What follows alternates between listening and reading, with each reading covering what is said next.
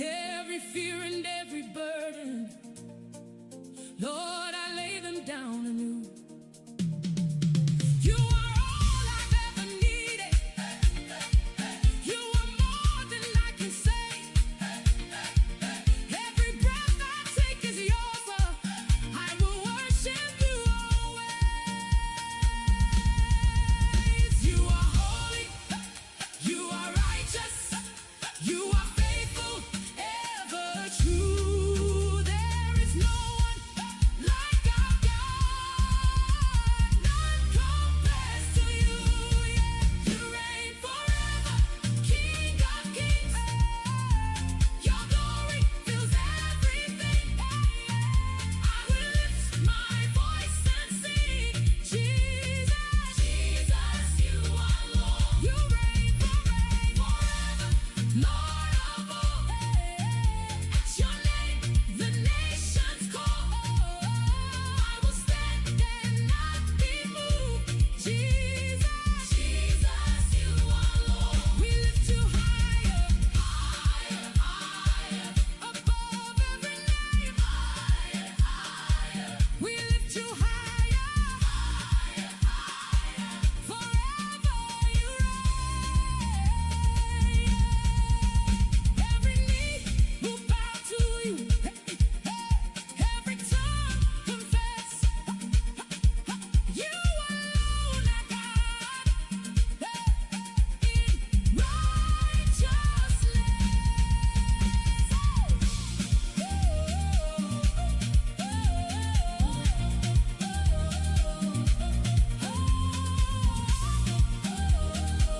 We worship you. We worship you. We worship you. We adore you.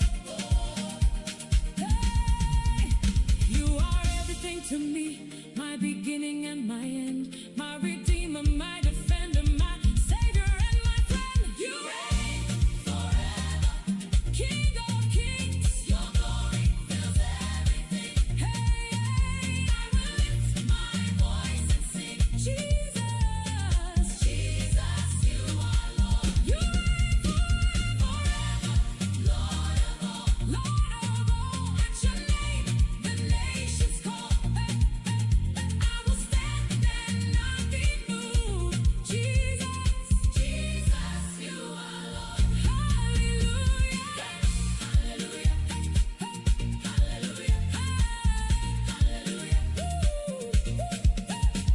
From the heavens you descended just to set your people free. With your blood you wrote redemption. Now I walk in victory. Every mountain bows before you. Every ocean hears your voice.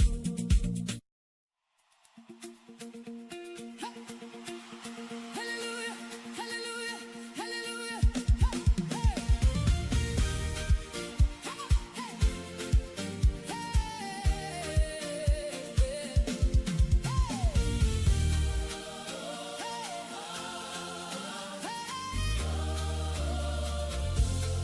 When I think about your goodness and the mercy you have shown, how you took my broken pieces and made my heart your home. Every tear you turned to laughter, every pain you turned to praise. Now my life is just a story of your love and endless grace. Through the fire and the trials, you were with me all along. Now my heart can't keep from singing. You have been my song. I will lift my voice to you.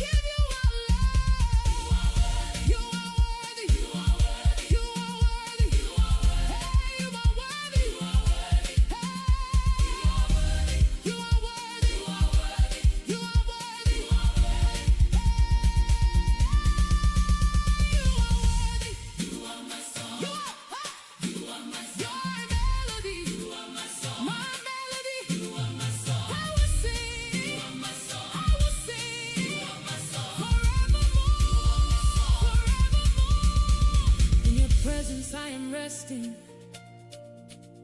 every fear just fades away. You have filled my heart with gladness, turn my night into the day. Every step that I am taking, you are leading all the way. I will trust you, I will follow every single day. I will lift my voice to you with a heart so full of truth. Every breath belongs to you. Forever, Lord. You are my song, my melody, the reason why my heart will sing. Hey, in every season, Lord, I say, hey, you are my everything. You are my song, my harmony. Your love has set my spirit free. Forever I will worship you. For all eternity, we lift you higher, higher, higher, higher. Above every fear, we lift you higher, higher, higher. You are always near. Every chain is broken now. Every wall is falling down. At the mention of your name, victory is found. You are my song,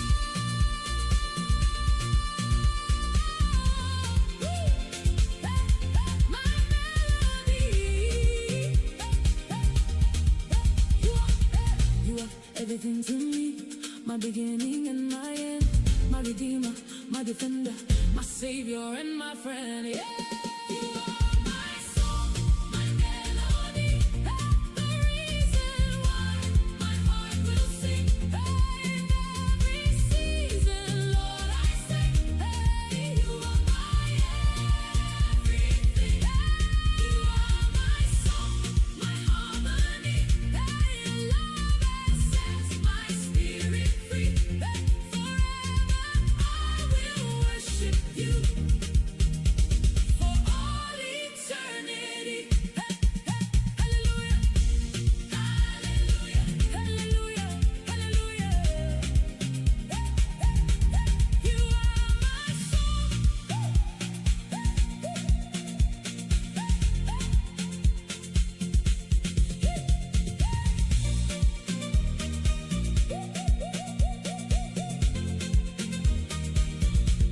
When I think about your goodness and the mercy you have shown,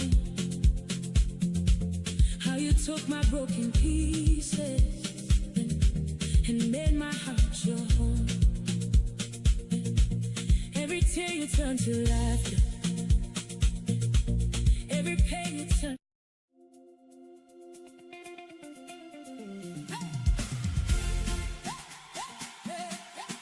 Hallelujah.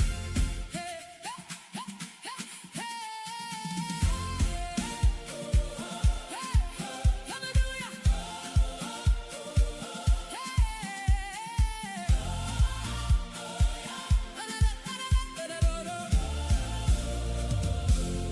In the stillness of this moment,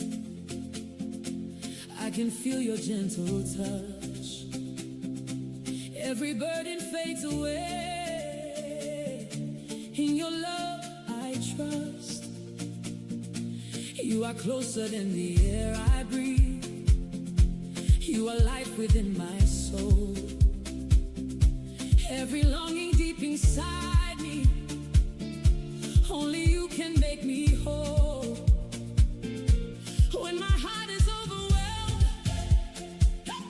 and I don't know what to say, your spirit intercedes for me. You always make a way. Draw me closer, Lord, to you. Let my heart be made anew.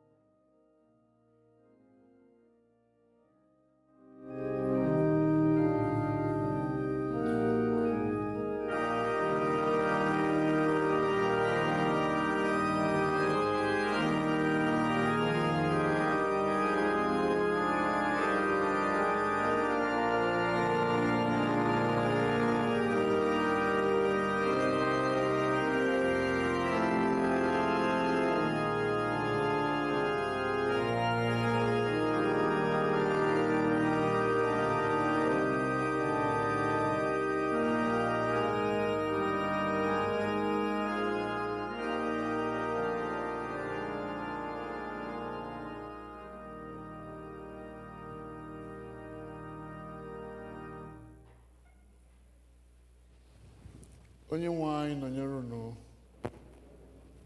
ka ekpere Chineke. Bịa n'etiti anyị na-arịọ gị ezi onye nwe anyị kwesịrị ntụkwasị obi. Biko bịa nọnyere anyị n'oge ofufe nke a. Kwee ka ọ bụrụ oge edoro nsọ nye gị. Anyị na-echewe ụmụ okorobịa anyị n'ihu gị, na-arịọ ka ị gọzie ha, nye ha amamihe na ike ha ga-eji jere gị ozi. Mgbe anyị na-eche ha n'ihu gị taa, Nna nke eluigwe, gọzibiga ha oke n'ụzọ niile ọbụla ha ga-achọ ngọzi gị. Kwee ka ofufe anyị bụrụ n'ime mmụọ na n'eziokwu, wee si otu a bụrụkwa nke a ga-anara nke ọma n'ihu gị. Gọzie ụmụ gị ndị a nọ n'ebe a, Nna nke eluigwe, gọzikwa ndị nke ka nọ n'ụzọ na-abịa.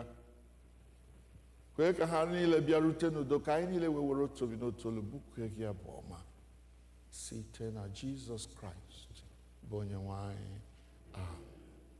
Abụ anyị ga-eji malite ofufe a dị na peji 5 n'usoro anyị ji ekpe chọọchị taa. Abụ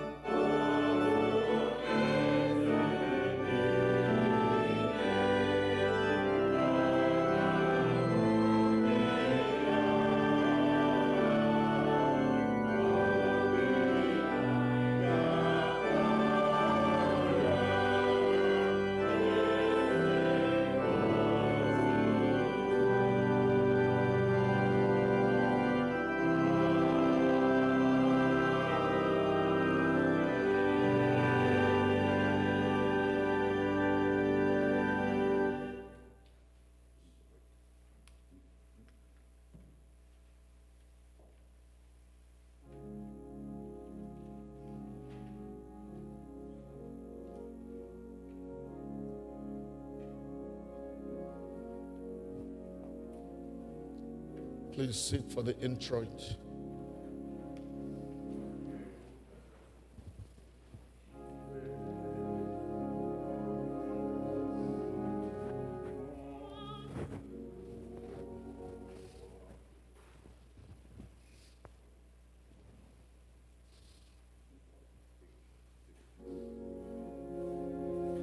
To be sung by the choir and boys brigade.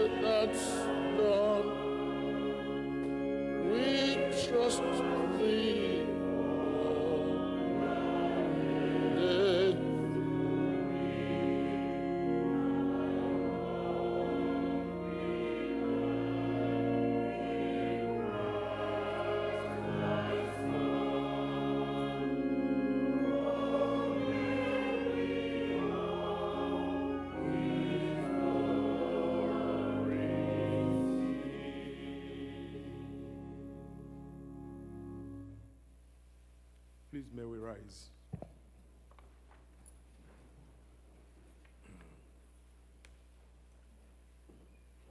Please, let's turn to page number 6 of the program. Mgbe onye na-emebi iwu si na mmebi iwu ya nke o mewuru chegharịa mee ihe ekpere n'ikpe na n'ezi omume, ya onwe ya ga-eme ka mkpụrụ obi ya dị ndụ. Aja niile nke Chineke bụ mmụọ tiwere tiwa, obi tiwere tiwa na nke gwepịara egwepịa, Chineke ịdịghị eleda ya anya. Onye nwe anyị Chineke anyị ka obi ebere niile na mgbaghara niile dịrị, n'ihi na ihe nupụwa isi n'okpuru ya, anyị egeghịkwa olu Chineke anyị ntị ijegharị n'iwu ya niile ka o tinyere n'iru anyị. Ụmụnna m hụrụ n'anya nke ukwuu, akwụkwọ nsọ na-ezi anyị n'ebe dị iche iche ka anyị kwere ọtụtụ mmehie anyị na ajọ omume anyị, ka anyị kwupụta ha, ka anyị ghara izobe maọbụ kpuchie ha n'iru Chineke bụ nna anyị nke eluigwe, nke pụrụ ime ihe niile, kama ka anyị kwupụta ha n'obi dị umeala, nke nwayọọ, nke nchegharị na nke ịnụ okwu, ka anyị wee nata mgbaghara mmehie anyị site n'obi ọma ya na ebere ya na-adịghị agwụ agwụ. Ọ bụ ezie na o kwesịrị ka anyị na-ekwere mmehie anyị n'iru Chineke n'obi dị umeala mgbe niile.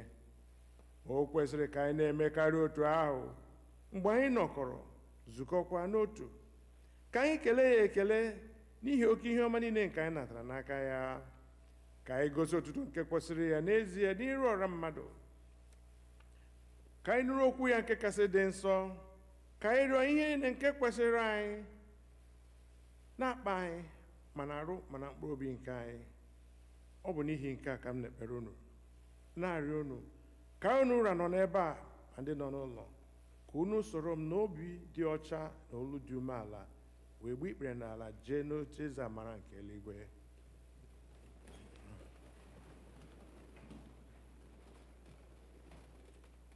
Biko ka mmadụ niile sị: Nna anyị nke pụrụ ime ihe niile, onye kasị ebere, anyị emehiewo kpafukwa ụzọ gị dịka atụrụ furu efu. Anyị sokarịrị izuzu ọchịchọ nke obi anyị, anyị emebi iwu gị dị nsọ, anyị arapụ ihe kwesịrị ka anyị mee, anyị emewokwa ihe kwesịrị ka anyị mee. Ezi ndụ adịghị n'ime anyị, ma gị onye nwe anyị mere anyị ebere. Anyị ndị ọjọọ ndị dị mere ebere, Chineke rapụ ndị kwupụtara ihe ọjọọ ha mere, weghachikwa ndị nchegharị uche ha dị nkwa nkwa nke ikwere mmadụ niile n'ime Kraịst Jizọs onye nwanyị kwee na-ekasịsị ebere n'ihi ya ka anyị wee si ugbu a dị mmadụ iji Chineke na nke ezi omume na ndụ anya udo ka otuto wedịrị aha nsọ gị. Amen. Chineke nke pụrụ ime ihe niile, nna nke onye nwe anyị Jizọs Kraịst, onye na-achọghị ọnwụ nke onye mmehie kama ka o si n'ajọ omume ya pụta ka o wee dị ndụ, onye were ike na iwu nye ndị ozi ya ka ha kwuwa gụkwara ndị ya ntọpụ na mgbaghara mmehie nke ha ebe ha chegharịrị.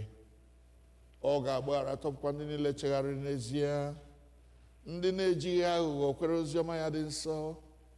N'ihi nke a ka arịọ ya ka onye anyị ezi nchegharị na mmụọ nsọ ya, ka ihe niile nke anyị na-eme ugbu a tọọ ya ụtọ, ka ndụ anyị fọdụrụ wee si ugbu a na-adị ọcha na nsọ. N'ikpeazụ ka anyị wee bịa n'ọṅụ ebighị ebi nke ya site na Jizọs Kraịst bụ onye nwe anyị. Amen. Nna anyị nke bi n'eluigwe, ka aha gị dị nsọ, ka alaeze gị bịa, ka eme ihe ị na-achọ dịka esi eme ya n'eluigwe, ka emekwa ya otu ahụ n'ụwa. Nye anyị nri taa, ị ga-ezuru anyị ụbọchị taa. Gbaghara ihe ọjọọ niile anyị mere, otu anyị onwe anyị si gbaghara ndị mere anyị ihe ọjọọ. Edubula anyị n'ime ọnwụ, adọpụta anyị n'aka ajọ ihe, n'ihi na alaeze bụ nke gị, na ike na otuto mgbe niile mgbe niile. Amen.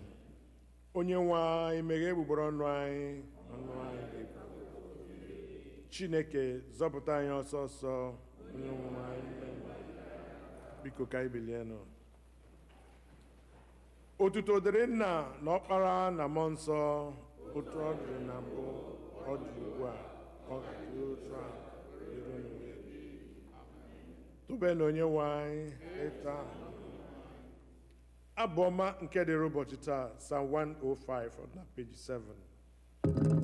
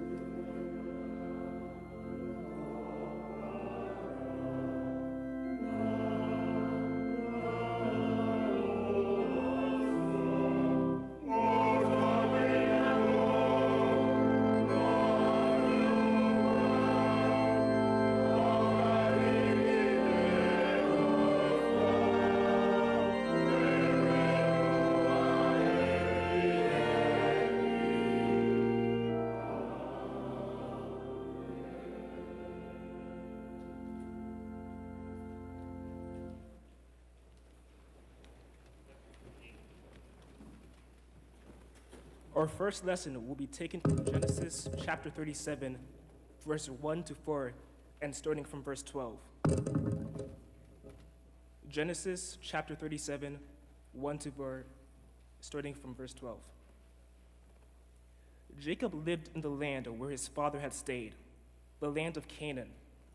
This is the account of Jacob's family line. Joseph, a young man of 17, was tending the flocks with his brothers, the sons of Bilhah and the sons of Zilpah, his father's wives. And he brought their father a bad report about them. Now Israel loved Joseph more than any of his other sons, because he had been born to him in his old age, and he made an ornate robe for him. When his brothers saw that their father loved him more than any of them, they hated him and could not speak a kind word to him. Verse 12. Now his brothers had gone to graze their father's flocks near Shechem. And Israel said to Joseph, "As you know, your brothers are grazing the flocks near Shechem. Come, I am going to send you to them." "Very well," he replied. So he said to him, "Go and see if all is well with your brothers and with the flocks, and bring word back to me." Then he sent him off from the valley of Hebron. When Joseph arrived at Shechem, a man found him wandering around in the fields and asked him, "What are you looking for?" He replied, "I am looking for my brothers. Can you tell me where they're grazing their flocks?" "They have moved on from here," the man answered. "I heard them say, 'Let's go to Dothan.'" So Joseph went after his brothers and found them near Dothan. But they saw him in the distance, and before he reached them, they plotted to kill him. "Here comes the dreamer," they said to each other. "Come now, let's kill him and throw him into one of these cisterns and say that a ferocious animal devoured him. Then we'll see what comes of his dreams." When Reuben heard this, he tried to rescue him from their hands. "Let's not take his life," he said. "Don't shed any blood. Throw him into this cistern here in the wilderness, but don't lay a hand on him." Reuben said this to rescue him from them and take him back to his father. So when Joseph came to his brothers, they stripped him of his robe, the ornate robe he was wearing. And they took him and threw him into the cistern. The cistern was empty. There was no water in it. As they sat down to eat their meal, they looked up and saw a caravan of Ishmaelites coming from Gilead. Their camels were loaded with spice, balm, and myrrh, and they were on their way to take them down to Egypt. Judah said to his brothers, What will we gain if we kill our brother and cover up his blood? Come, let's sell him to the Ishmaelites and not lay our hands on him. After all, he is our brother, our own flesh and blood." His brothers agreed. So when the Midianite merchants came by, his brothers pulled Joseph out from the cistern and sold him for 20 shekels of silver to the Ishmaelites, who took him to Egypt. The word of the Lord.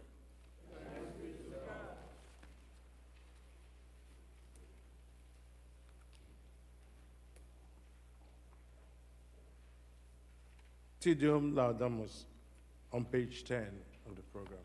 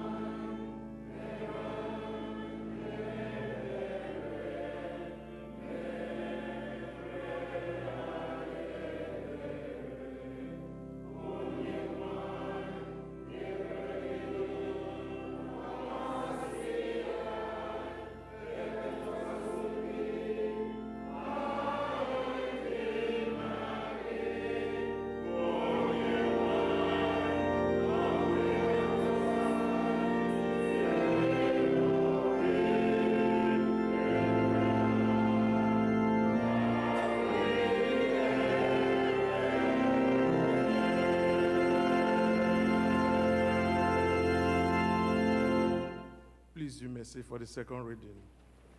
Please, the owner of Toyota Corolla Silver, license number MD7FG8870. Please, your blinkers are on.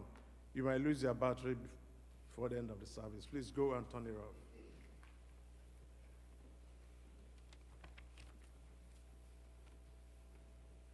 Our second lesson will be taken from Romans chapter 10, starting from verse 5. Romans 10:5. Moses writes this about the righteousness that is by the law. The person who does these things will live by them. But the righteousness that is by faith says, do not say in your heart, who will ascend into heaven, that is, to bring Christ down, or who will descend into the deep, that is, to bring Christ up from the dead. But what does it say? The word is near you. It is in your mouth and in your heart. That is, the message concerning faith that we proclaim. If you declare with your mouth Jesus is Lord, and believe in your heart that God raised him from the dead, you will be saved. For it is with your mouth that you believe and are justified, and it is with your mouth that you profess your faith and are saved. As Scripture says, anyone who believes in him will never be put to shame. For there is no difference between Jew and Gentile.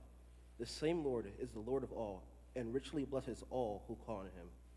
For everyone who calls on the name of the Lord will be saved.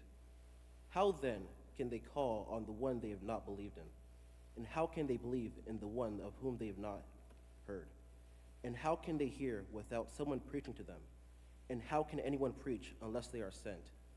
As it is written, how beautiful are the feet of those who bring good news, the word of the Lord.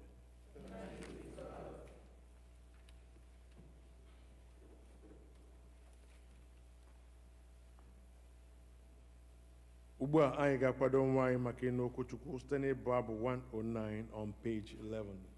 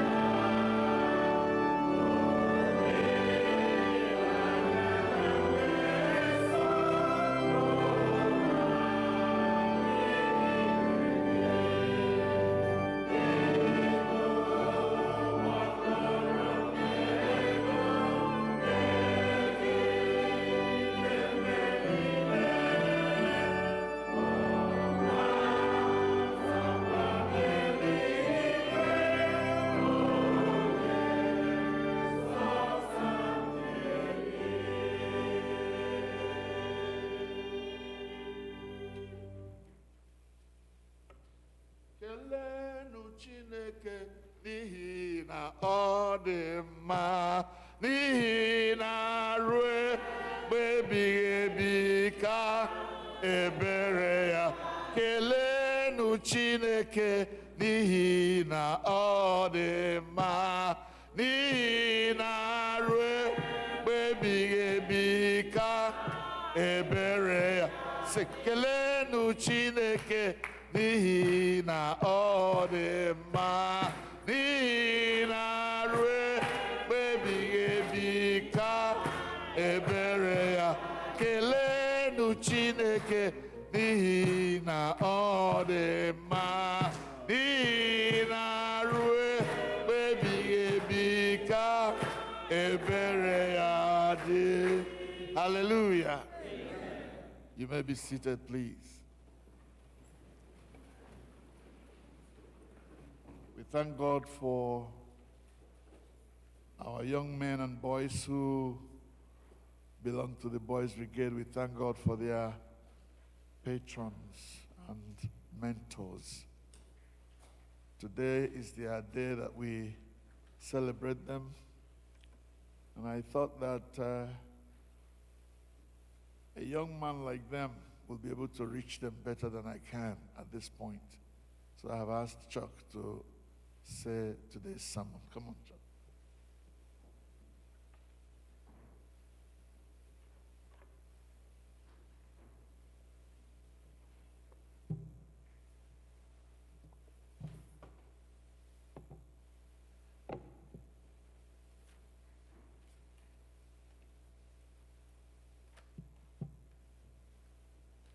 Good morning, church. Morning. As we celebrate our annual Boys Brigade induction and ceremony, I'm going to say a few words that speak to the heart of what we do. But before I do so, I would first like to express my sincere appreciation to our Pastor Venerable Asanu, to the leadership of the council, to Uncle Emmanuel, the head of the Men of All Saints, to the patrons and the elders of Boys Brigade, to all the mothers of our members, and to everyone who has made it possible for us to gather on this occasion.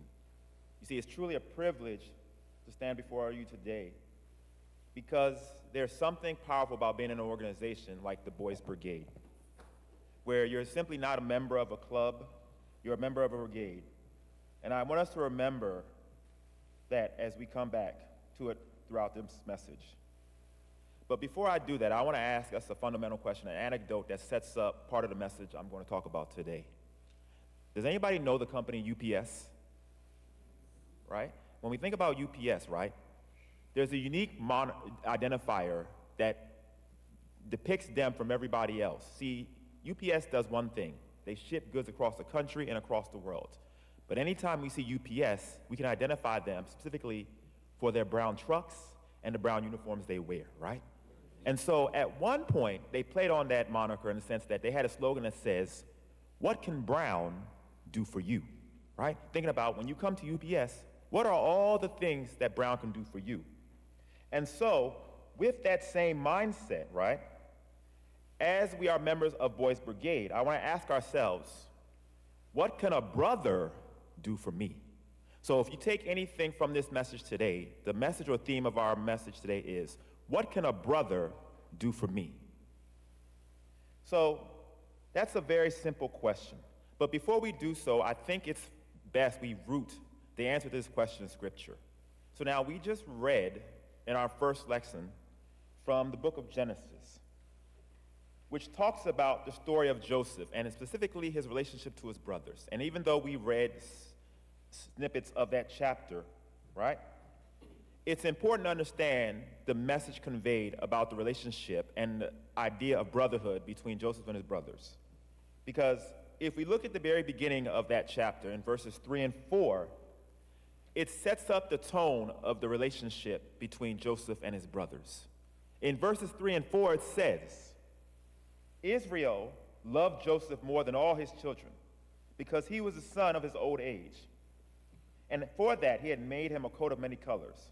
And when his brothers saw that their father loved him more than all of them, they hated him and could not speak peacefully unto him. You see, That relationship right there is not of Joseph's making. They hated him for something he could not control, right? His father loved him because he was his last born, but more specifically, he had a coat that drew attention to him, right? See, Joseph was a young man with tremendous promise. He was a dreamer, literally. He had a vision, he had potential. But Joseph had something else which his brothers did not have. He had the favor of his fathers, and when his brothers saw that favor, something began to change in their hearts. It does not say they merely disagreed with Joseph. It tells us they hated him and could not speak peaceably unto him.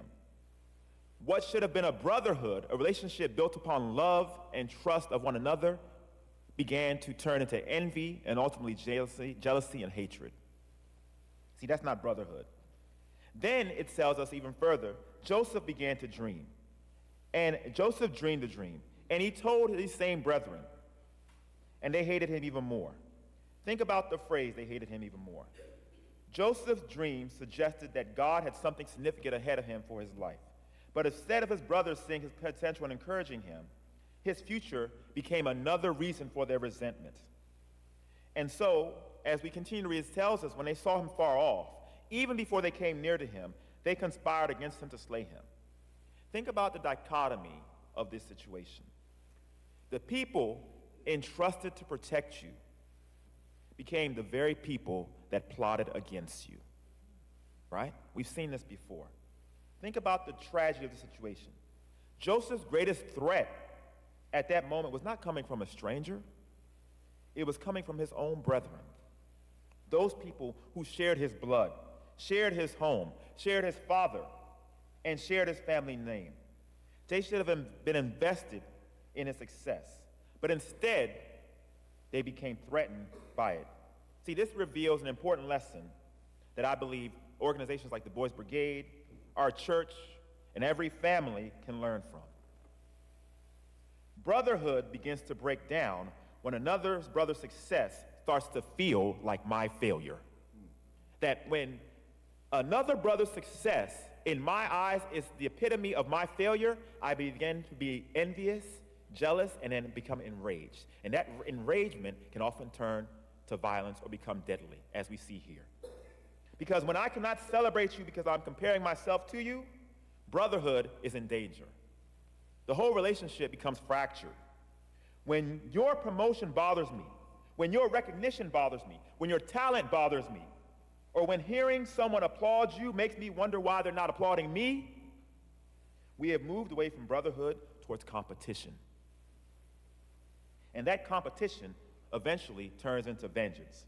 Because I myself will not be satisfied until I'm in the position that you currently occupy. We've seen this in our workplace, we've seen this in our lives, we've even seen this in our church, right? That I want what you have, and I won't be happy until I have it, and I won't stop until I get it by any means necessary. Destructive in mindset, destructive to the brotherhood, destructive to the organization. One of the truest tests of brotherhoods, therefore, is whether I can genuinely celebrate my brother even when I'm not the one being celebrated. That's the true test of brotherhood.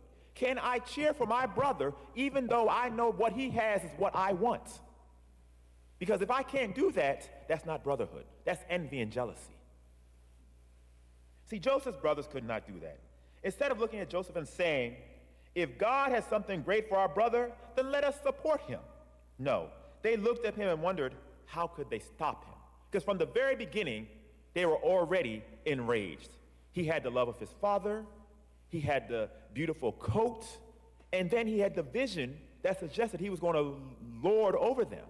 So everything in their mind seemed that Joseph was against them. He wasn't one of them, he was against them. But you see, this story of Joseph in Genesis and his relationship to his brother is not unique. In fact, it's not the first time that brotherhood has been tested in Scripture. We've seen this before. If we go back to the first pair of brothers in the Bible, Cain and Abel. In the same book of Genesis in chapter 4, it tells us that brothers, Cain and Abel, both brought offerings before the Lord. It says in Genesis chapter 4, verses 4 and 5, and the Lord had respected unto Abel and to his offering, but unto Cain and to his offerings he had no respect. And Cain was very wroth. He was very angry, and his countenance fell. You could see it on his face that he was angry. Cain was angry. He saw his brother receive something that he had not received.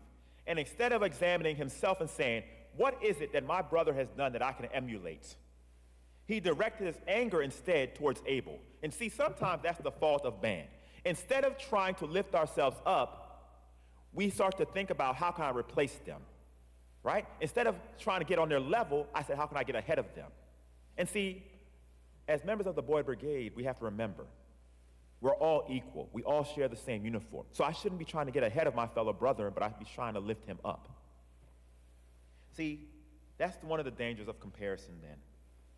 When we're not careful, we begin blaming our brothers for things that we have not done, for nothing that has nothing to do with them. Abel hadn't done anything to Cain. Abel did not reject Cain's offering. Abel did not take anything away from Cain. But because Cain was disappointed with his own situation, he redirected that disappointment towards his brother. It says, and Cain talked with Abel, his brother, and it came to pass when they were in the field, that Cain rose up against Abel, his brother, and slayed him. Jealousy became anger. Anger became resentment. Resentment became violence. And violence destroyed the very relationship that God had created to exist between them. So you see how something as simple as jealousy can manifest in something worse, right? So as we read in verses 3 through 5 of Genesis, of the verse we read today, the word tells us that their father Israel loved Joseph more than any of his sons because, again, he had bore him in his old age and made him an ornate robe, right? But you see, Joseph was a peculiar child. He was a dreamer. In fact, in one of those very dreams, he tells his brother, listen to the dream I had. We were binding up sheaves of grain in the field when suddenly my sheep rose up, stood upright, and your sheaves gathered around mine and bowed down to it. So imagine your younger brother coming to you and saying to you, you know what? Even though you're my older brothers, at some point I'm going to be in charge of you. Dad is going to leave everything in this compound to me, and you're going to have to answer to me. So you can imagine the enragement that was inside of the hearts of his brothers, right? Hearing this young boy tell them, I'm going to lord over you. So not only was the fact that his father's love was shared upon Joseph, it was compounded by the fact that now this boy, who they already believed their father loved more than him, was literally telling him, I'm going to be in charge of you, and there's nothing you can do to stop it. Because the thing about dreams we don't understand, dreams are manifestations of things yet not realized, right? So we have to understand, right, that his brothers already hating him because of things he cannot control. This would be the final say in how they live their day-to-day lives. Him telling them that he's going to control them. So, for situations like these, with Joseph and Cain, as well as the one we see with Joseph and Cain, and with Cain, there arises one of the most important questions in the scripture concerning brotherhood. As when the Lord asked him in Genesis chapter 4, verse 9, the Lord said unto Cain, where is Abel thy brother? And Cain said, I know not. Am I my brother's keeper? Cain asked, am I my brother's keeper? He asked the question as if what happens to his brother has nothing to do with him. He asked as if Abel's condition is solely Abel's responsibility alone. But I believe this question reaches far beyond the histrionics between Cain and Abel. It reaches across generations and asks every one of us the same thing. Am I responsible for the welfare of the brother beside me? Listen, let me say that again. Am I responsible for the welfare of the brother beside me? Because if you ask Joseph's brothers and you ask Cain, you already know they would say no. What they do does not concern me. I'm not responsible for him or her. They're individuals. I'm me. But see, this is where we need to pivot, because that phrase, my brother's keeper, is significant. So significant, in fact, that if you remember years back, former President Barack Obama launched an initiative with that same name, my brother's keeper, built around the idea that young men, especially boys of color, facing persistent barriers should not have to navigate these barriers alone. The initiative called on schools, communities, churches, governments, and local leaders to work together to expand opportunities for these young men through mentoring, through modeling what manhood looked like, and by showing them how to move successfully through the important stages of life. Essentially saying to all of us, we all have a collective responsibility to play in keeping our fellow brethren protected from the ills of this world. And here's the line I want us to remember. Cain asked the question, am I my brother's keeper? But organizations like My Brother's Keeper and Boys Brigade respond with a declaration, I am my brother's keeper, right? Remember that. I am my brother's keeper. Think about the significance of that name, right? It says that no matter who you are, my brother's future matters to me. My brother's education matters to me. My brother's well-being and safety matter to me. And his success matters to me. If he faces an obstacle, I have a shared responsibility in helping him to overcome that obstacle, no matter who he is, where he comes from, and what he looks like. We're all brethren in the eyes of Christ. And so, as Cain asked that question, we must turn that question, that answer, into a declaration. I am my brother's keeper. So, when we think about what Cain thought, what does his condition have to do with me, right? This principle is especially important for organizations like the Boys Brigade because the name itself suggests unity, right? A brigade is a collective unit built upon a shared responsibility. One brother in a brigade cannot say, his problem has nothing to do with me, because if one falters, the whole unit falters. We don't accomplish the shared mission. As long as I make it to the finish line, it doesn't matter whether anyone gets there. That's not the belief of a brigade. We move as a collective unit because we have to recognize we have a responsibility to one another and for one another. So then, we also have to think about then, if we're a collective unit, I have a responsibility not only for the person beside me, but also the ones coming behind me, right? So, think about it. Who is coming behind you? Who are you mentoring? Who are you preparing? Who benefits from what you have learned? We all know experience is valuable, but experience that is never passed down eventually disappears. If you have learned how to lead, teach someone else how to lead. If you have learned discipline, teach a younger brother how to show discipline. If God has opened a door for you, show another young man how to prepare himself to walk through that door when it opens for him. Right? In fact, see, I listen to everything this man says. He doesn't notice, but I listen to everything he says and does. If we were paying attention to the service last week, we saw the manifestation of this in our church last week, right? Because everybody knows what my father does, right? He's the worship leader, right? And so, as it says, he says he had been working with the people who are the worship leaders, Uncle Ima, Uncle Chooks, Kelechuku, Uncle Kenneth Bishop, right? Working alongside him to become worship leaders. But instead of holding on for as long as he could, he realized the time had come to pass his experience on to the next generation. So he said to himself, if you have learned how to lead, teach someone else how to lead. If you have learned discipline, let me teach the younger generation discipline. If God has opened a door for me, let me open it for you. And that's what we saw last week. And so for the younger members of our brigade, there is also a responsibility in that mantra as well. Brotherhood is not simply waiting for the older elders to help you. While they're our guide, and I thank the likes of Uncle Ima and the men of all saints, we must also learn to support our brethren who are standing beside us, as we look beside each one of us sitting beside us. If another member is struggling, encourage him. If he does not understand something that you understand, help him. If he begins moving in the wrong direction, have enough courage and conviction and enough love to tell him that he's moving in the wrong direction and show him the right direction. If he accomplishes something significant, celebrate him rather than competing with him. That is how a group becomes a brotherhood. Ecclesiastes chapter 4, verse 9 tells us, 2 are better than 1, because they have a good reward for their labor. For if they fall, the one will lift up his fellow. Think about those words. If they fall, the one will lift up his fellow. right?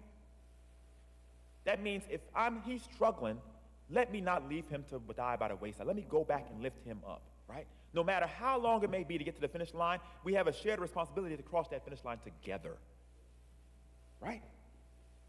It does not say when your brother falls, you announce his failure to everybody or mock him or laugh at him. It says that when they fall, the other lifts him up. In other words, my presence in your life should make it easier for you to get back up. And this is where we return back to the idea of the brigade. A brigade is a military unit made up of multiple battalions. More broadly, an organized group of people working together for a specific purpose. The very term carries the idea of collective strength, unity, organized purpose, and shared sacrifice. A brigade does not simply exist because a group of people happen to be standing in the same place. A crowd and a brigade are not the same thing. A crowd can occupy a space, but a brigade shares a common mission. A crowd contains individuals. A brigade requires unity. A crowd can ask, what do I want? A brigade must ask, what are we trying to accomplish?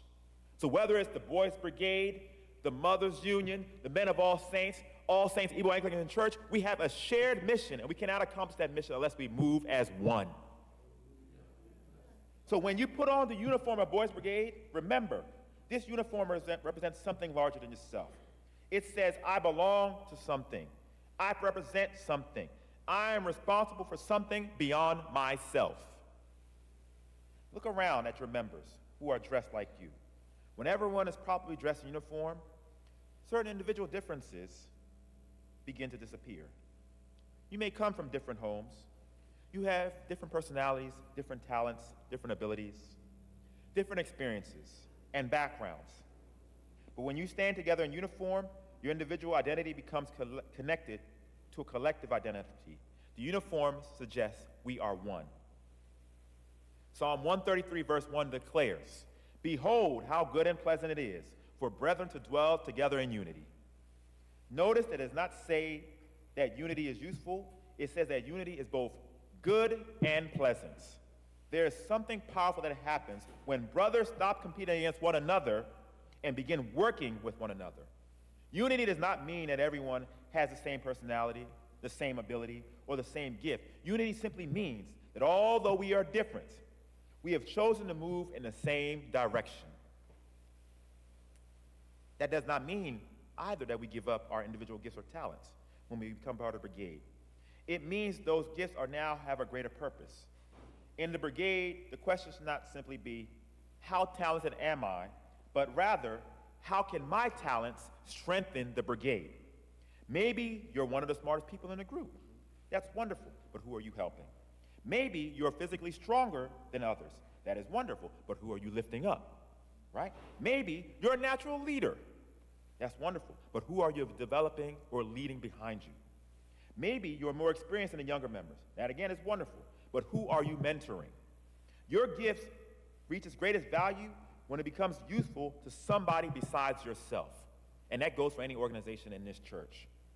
The Apostle Paul, in the letter to the Philippians, said in chapter 2, verse 3 and 4, let nothing be done through strife or vainglory, but in lowliness of mind, let each esteem others better than themselves. Look not at every man on his own thing, but every man also on the things of others. Again, the shared responsibility. In other words, Scripture challenges us to move beyond a life centered only on ourselves. Do not concern yourselves only with your position, your recognition, your success, and your needs. Learn to look at the needs of the person standing beside you.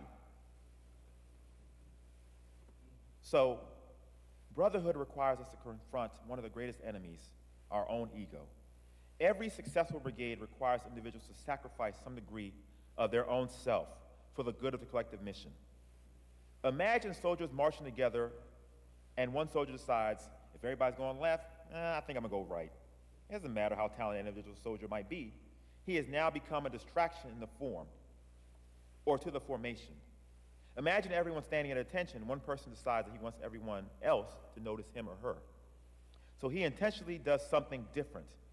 He may have succeeded in getting attention, but he has now weakened the formation in the process. Maturity requires us to understand that everything does not have to be all about us. Sometimes I have to sacrifice recognition. Sometimes I have to sacrifice preference. Sometimes I have to sacrifice comfort and even have to sacrifice my desire to prove that I am right. Why?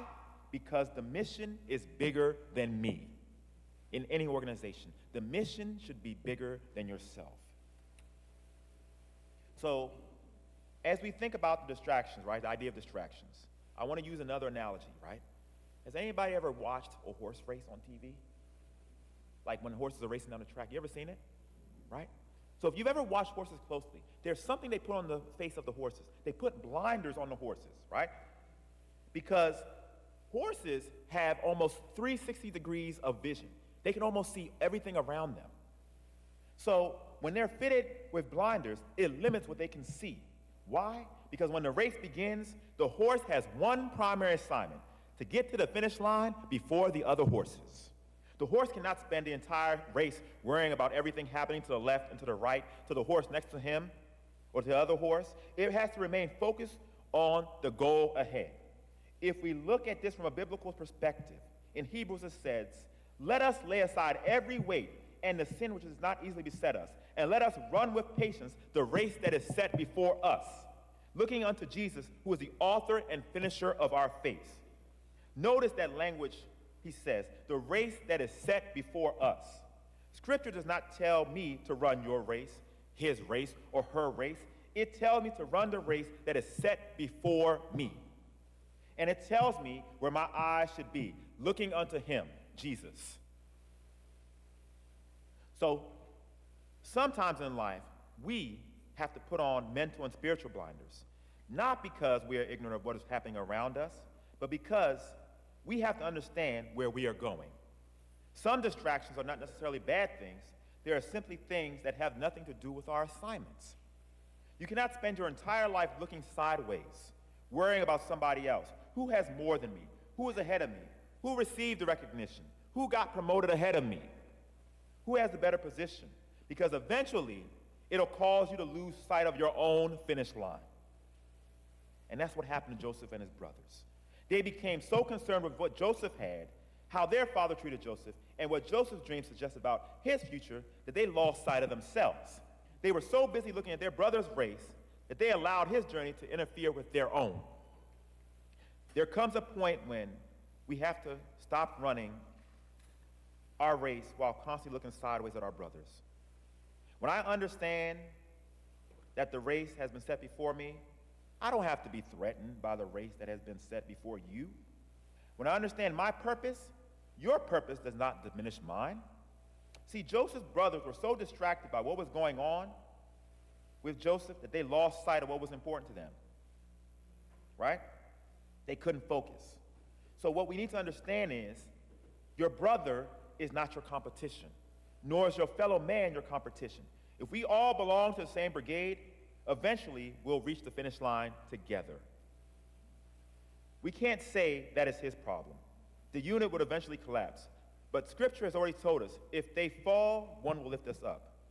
Imagine a brigade in which everyone understands that your weakness not only affects me, but your strength benefits me. Your success strengthens me, and your struggle concerns me. Now, this has moved on from simply being us wearing the same uniform. Now we have become brothers because we share the same mentality. And it is our mentality that shapes our pursuit of the mission. And so that leads me back to think about the question, what can a brother do for me, right? So in case you're wondering, where did I get this title? It is based upon the scripture we read, but there's a movie, because I like to reference movies, right? I do this when I'm in class, right? Called The Best Man, which tells the story of 4 childhood friends who grow up to become adults and now must support one of their friends as he gets ready to be married, right? So what can a brother do for me, right? A brother can stand with me when others walk away. A brother can correct me when I'm moving in the wrong direction. A brother should encourage me when I'm ready to quit. A brother should celebrate me without becoming jealous of me. A brother should challenge me to become better. A brother should protect my name when I'm not in the room. A brother should use his strength to compensate for my weaknesses. And a brother should remind me of the mission when I become distracted. Because a brother cannot simply look at me during one of these moments and say, I'm not with you. But he must say, I'm with you, so keep going. Right? So as it says in Proverbs, a friend loves at all times, and a brother is born for adversity. A brother must not only be present during celebrations, a brother must be there during adversity. And one of the places where brotherhood proves itself is in times of difficulty. It's easy to stand beside someone when everything is going well. But the real question is, where are you when your brother is struggling? Where are you when he falls? Where are you when everybody else has walked away? Right? So when we ask ourselves this question, more important than asking ourselves, what can a brother do for me? The better question should be, what kind of brother am I? Everybody wants a good brother, but fewer people stop to ask whether they are being a good brother or sister or member or brethren in Christ. Everybody wants loyalty, but am I loyal? Everybody wants encouragement, but do I encourage others? Everybody wants support, but do I support others? Everybody wants somebody to celebrate them, but can I celebrate somebody else? So that is one of the guiding principles of transformation from simply a group into a brigade. It moves from being about me to about we. It moves from asking, what can I get, to asking, what can I give? It moves from asking, will somebody recognize me, to ask, how can I serve? It moves from wondering, why is my brother succeeding, to asking, how can I help my brother continue to succeed? So as Paul reminds us in Corinthians, when one member suffers, all members suffer with it. Or when one member is honored, all the members rejoice with it. That is the kind of brotherhood we should strive. When you hurt, I should care. When you struggle, I should care. But when you succeed, I should also be able to rejoice with you. Your honor should not create jealousy in me. Your victory should become something that we can celebrate together. So, brothers, as we get ready to conclude this message, right, remember what we've said. Let us lay aside every weight and let us run with patience the race that is set before us. You are not running alone, right? Look at your brother beside you. Remember, that is not your enemy or your competition, right? If he falls, you fall. Pick him up. If he becomes discouraged, encourage him. If he loses his way, redirect him. If he succeeds, celebrate him. If he is weak, where I'm strong, strengthen him, right? His success does not diminish mine. His gift does not threaten me. His struggles are not opportunities for me to mock him. His weaknesses are opportunities for me to strengthen him. We are not simply boys or men or brethren standing together. We are a brigade. We share a mission. We share a vision. We share a responsibility, right? And we must remember that. So when I talked about the title of this sermon, what can a brother do for you, right? It's actually a song. And if you listen to the song, right, it uses the question in the refrain in a sort of a rhetorical question style. It says, what can a brother do? I'm not going to sing, even though Sonny already asked me to join the choir. What can a brother do for me? He can help you up when you are down. What can a brother do for me? He can be your eyes when you can't see. What can a brother do for me? He can know the wrong to make it right. What can a brother do for me? He can help me become the best version of me that I can be. So perhaps as we close out, we should simply not be asking ourselves, what can a brother do for me? But simply, what can I do for my brother? Amen.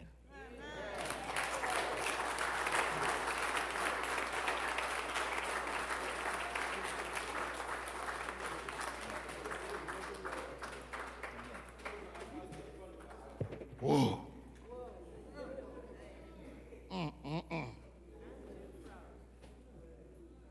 Let us bow our heads in prayer. Wow.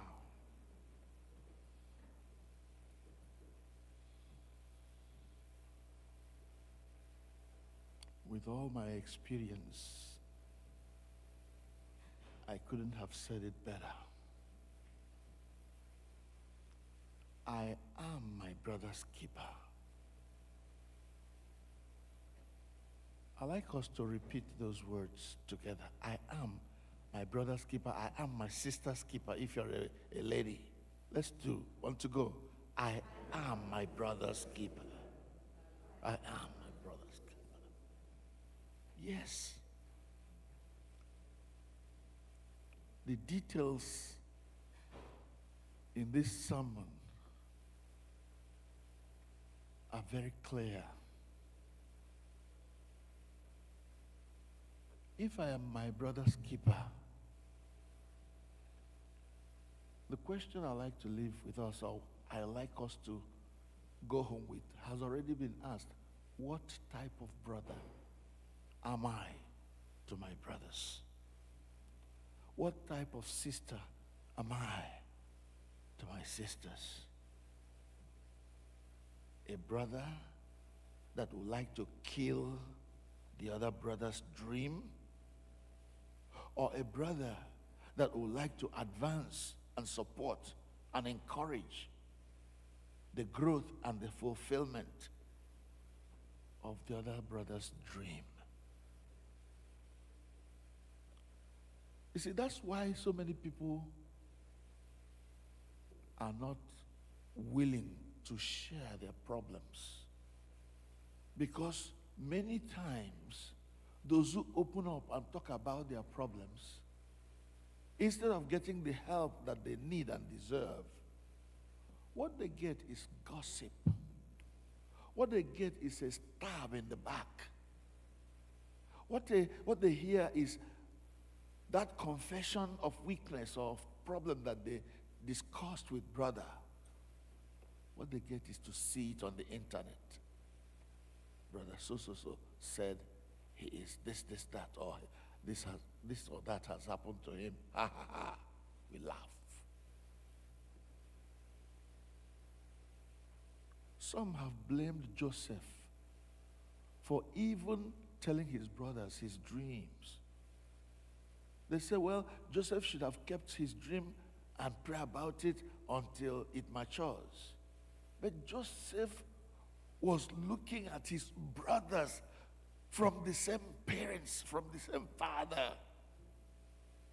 Why would I not trust my brethren to tell them how I feel or what I have seen in my dream?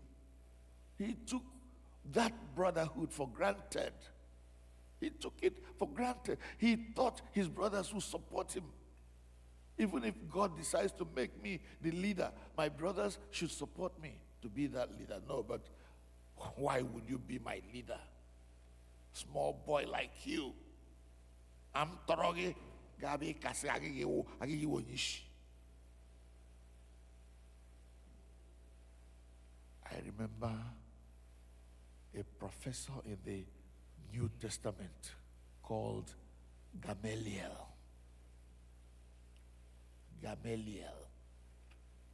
I love him so much because when these brethren, the early apostles, began to preach Jesus Christ, the Pharisees rose up against those brethren, the early Christians, who were accused of now forming a new sect that was coming to challenge all that Judaism stood for. When this persecution of Christians began, Gamaliel said to his fellow Pharisees, my friends, what you are doing is not right.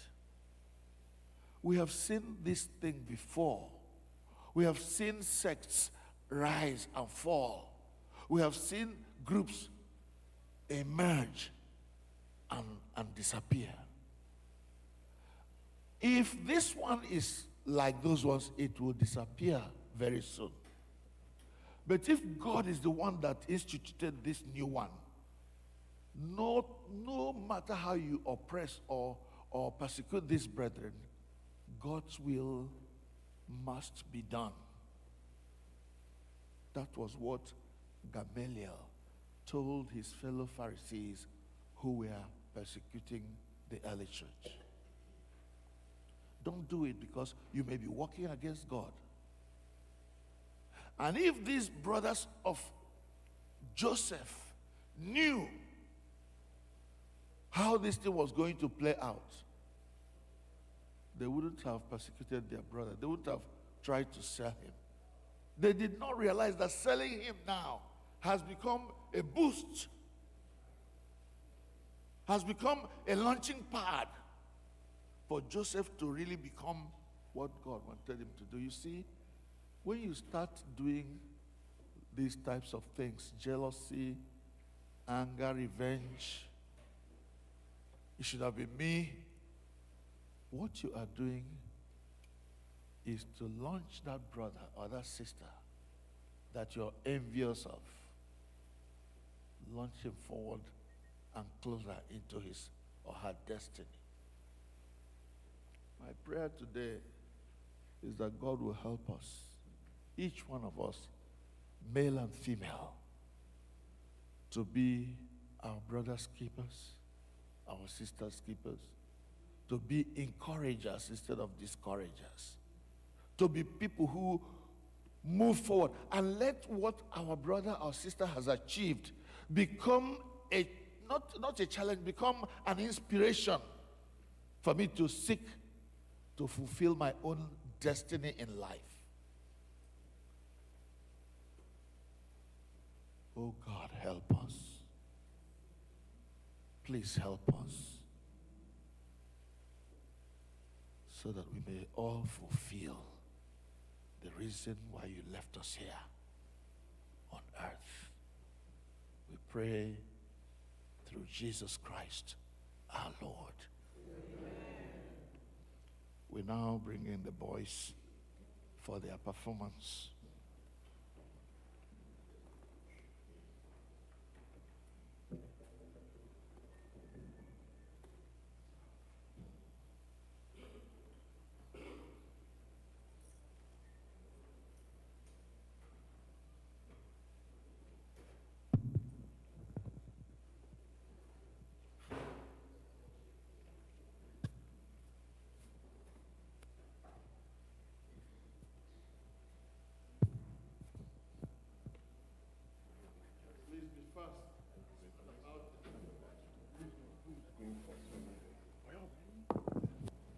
Come on, guys.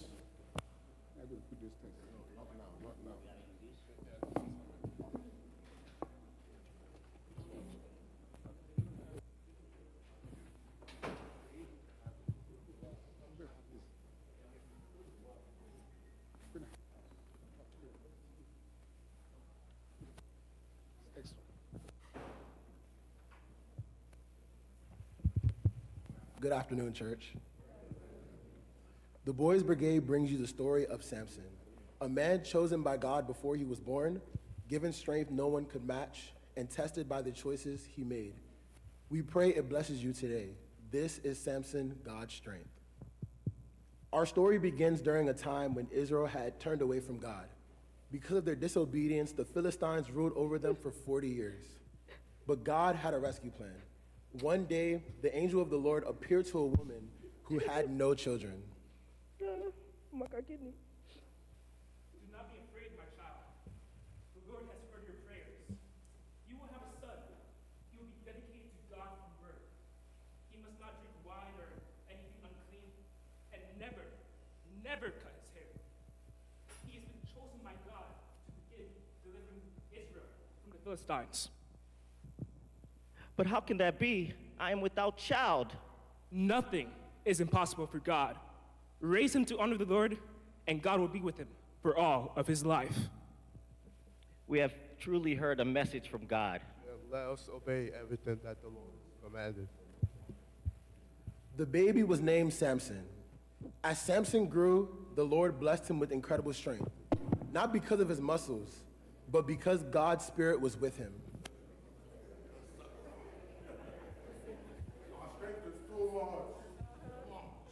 One day, while traveling, a fierce lion suddenly attacked Samson.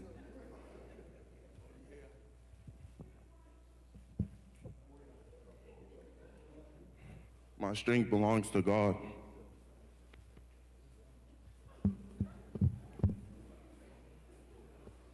Hey?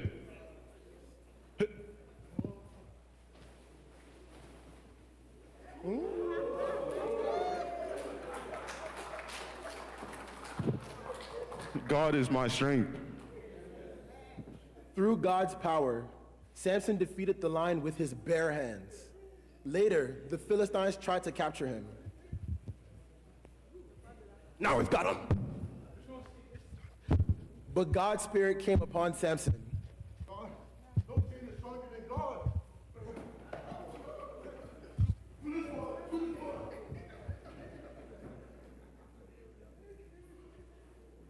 The Philistines knew they could never defeat Samson in battle, so they came up with another plan.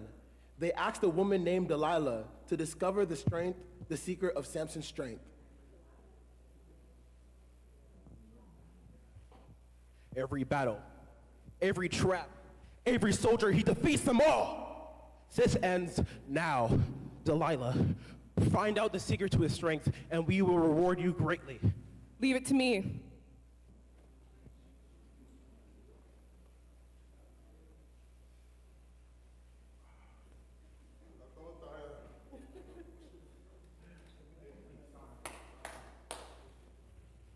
Samson, please tell me the secret to your great strength. Eh? No good afternoon, good evening. Am I not your husband? Good evening, Samson. Please tell me the secret to your great strength. Yeah, I'll tell you. The secret to my great strength, right? If you tie my hair in one knot, I'll lose my strength. Really? Yes, it's true. Please, I beg, let me rest.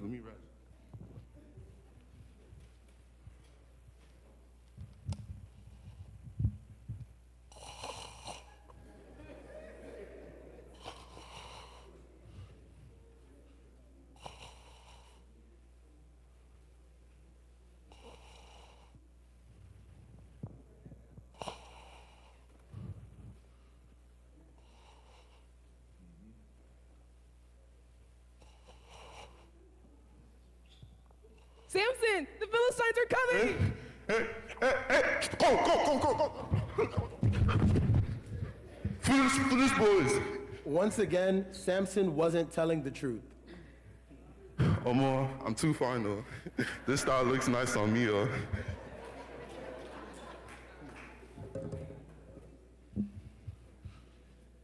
Samson, please, just no more tricks. Just tell me the secret to your strength. Again and again. Good afternoon. Good evening, sir. Good evening, sir. Please, Samson, tell me the secret to your great strength. Okay, the secret to my strength. If you dance kakalika, I lose all my strength. And that's all. It's true. I Okay. beg.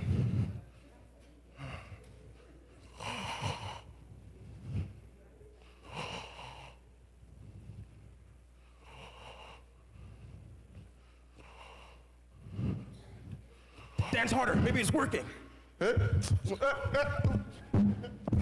Kakalika. Kakalika. Moo. And once again, Samson was not telling the truth. Samson, am I not your wife? Why do you keep lying to me? If you truly love me, you would tell me the secret to your strength. Every day now, strength. Not even good evening again. It's okay. I'll tell you. The truth to my strength is I belong to God. My hair has never been cut. And that's the truth? It's the truth. Okay. That night, while Samson slept, Delilah called for the Philistines.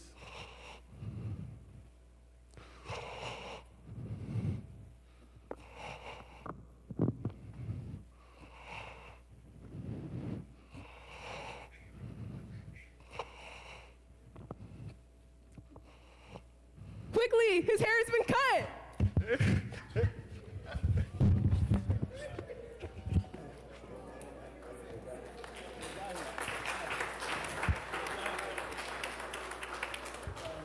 Samson had broken his commitment to God.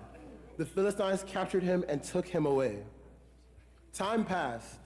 Samson's hair began to grow again, but more importantly, his heart returned to God. The Philistines gathered for a great celebration. They brought Samson into the temple so they could laugh at him.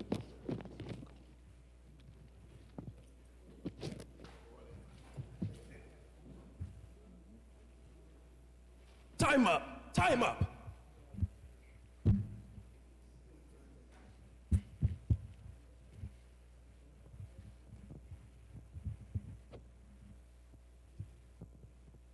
Look at Samson.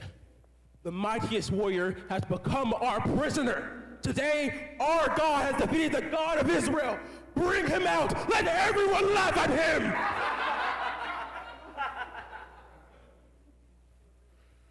Lord, I have sinned against you.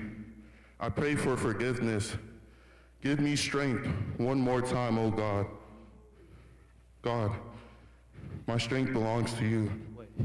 Wait, what's happening? Stop him. Stop him. Stop him. What's he doing? Stop. God heard Samson's prayer. For one final time, God gave Samson strength. God, my strength belongs to you.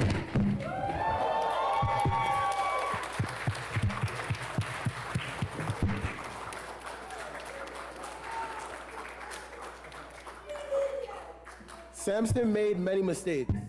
He trusted himself instead of trusting God. But when Samson humbled himself, repented, and prayed, God heard him. The greatest lesson from Samson's life is this. Real strength doesn't come from our muscles. It comes from God. No matter how far we have fallen, God is ready to forgive us when we turn back to him. Philippians chapter 4, verse 13 says, I can do all things through Christ who strengthens me. May we always remember God is our true source of strength. Thank you.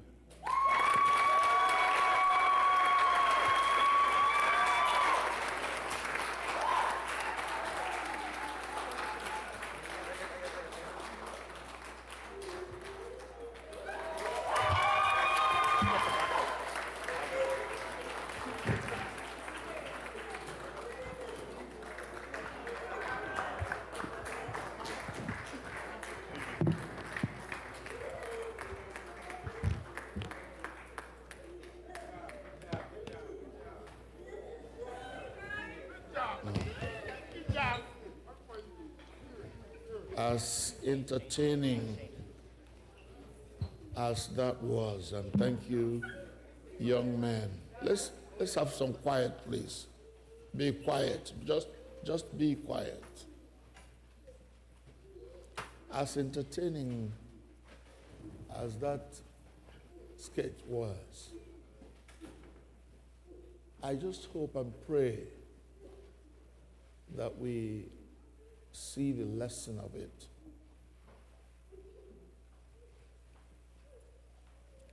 In fact, this kind of sketch supports the idea that Joseph should not have told his brothers the secret of what God was doing with him. There are certain things in our lives that God will not like us to share with anybody. It's a covenant between us and him, between him and us. Once we reveal that secret to mortal human beings who are seeking ways to hurt us, we expose ourselves to destruction.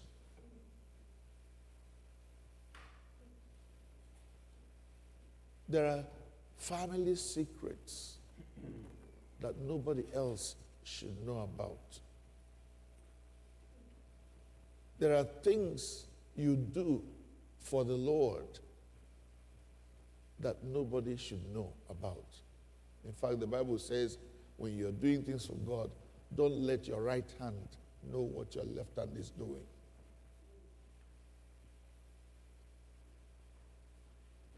You see how being truthful, even to your wife or girlfriend or whatever, Delilah was to Samson, was dangerous.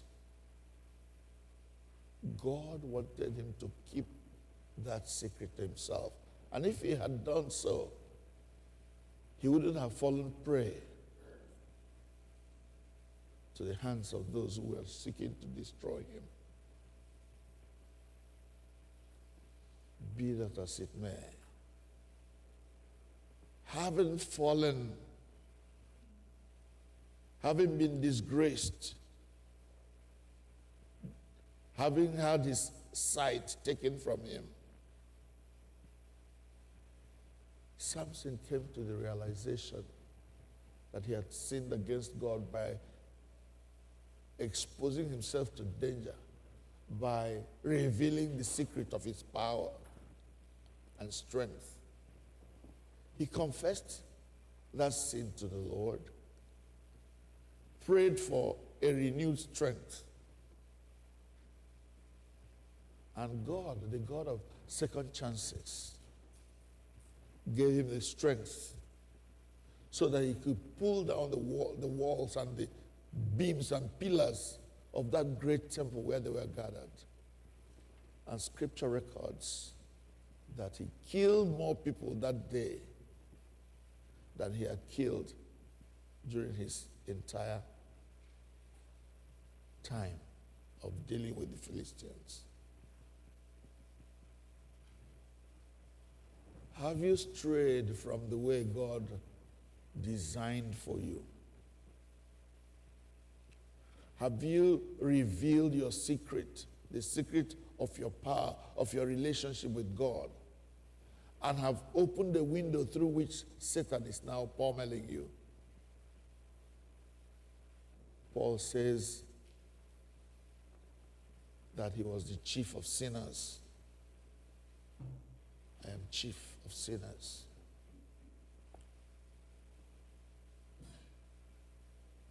I love to be open and transparent, and that to a fault, such that my wife will always say to me, why are you telling everything? Why don't you have any secrets? Maybe you're like me. Let us go to God in prayer and ask him to forgive us and teach us those things that are so sacred that he wants them to be a secret to the world.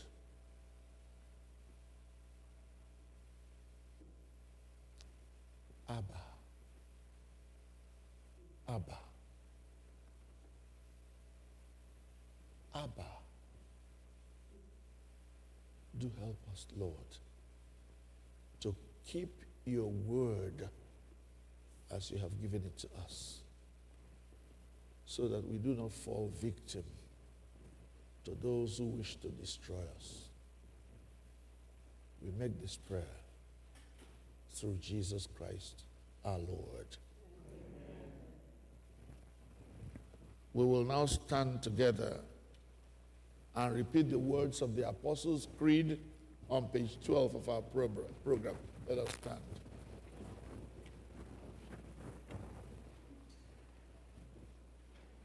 Ka mmadụ niile sị, ekwe m na Chineke bụ nna nke pụrụ ime ihe niile, onye kere eluigwe n'ụwa. Ekwe m na Jizọs Kraịst, naanị otu ọkpara ya, bụ onye nwe anyị, onye a tụrụ ime ya site n'ike mmụọ nsọ. Nwa agbọghọ na-amaghị nwoke bụ Mary mụrụ ya.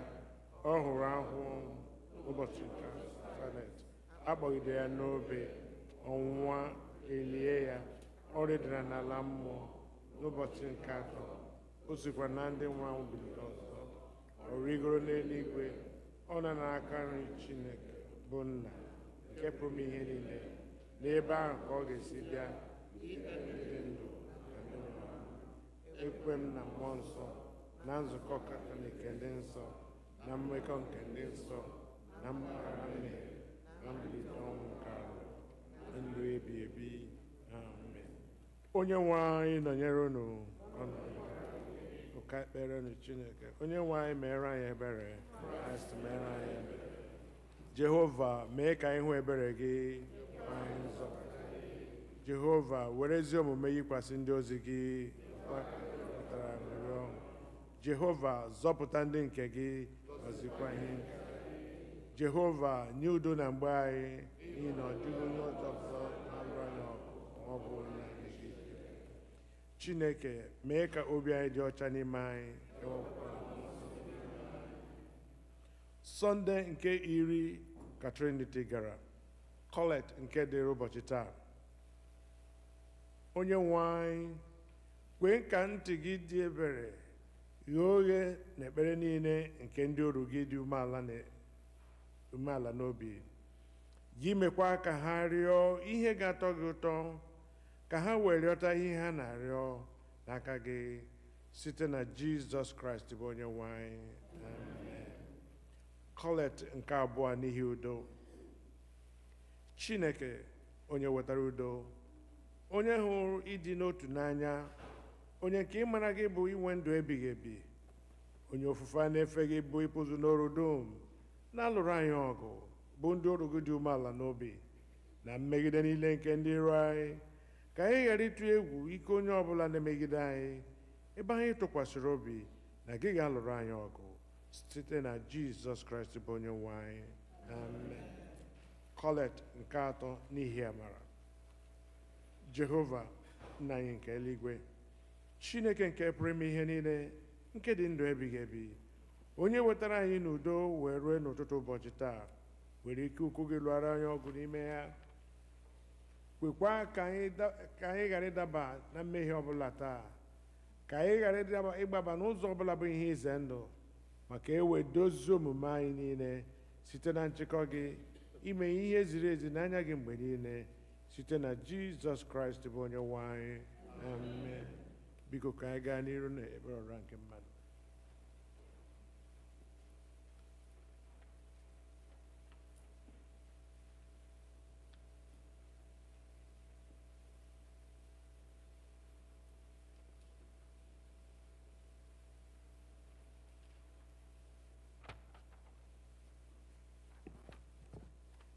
Prayers of the people.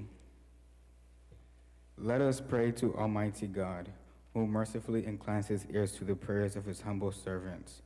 In faith, let us seek the Lord, trusting in his unfailing purpose, remembering Joseph, who remained under God's providence through suffering, and proclaiming with confidence that all who call upon the name of the Lord shall be saved.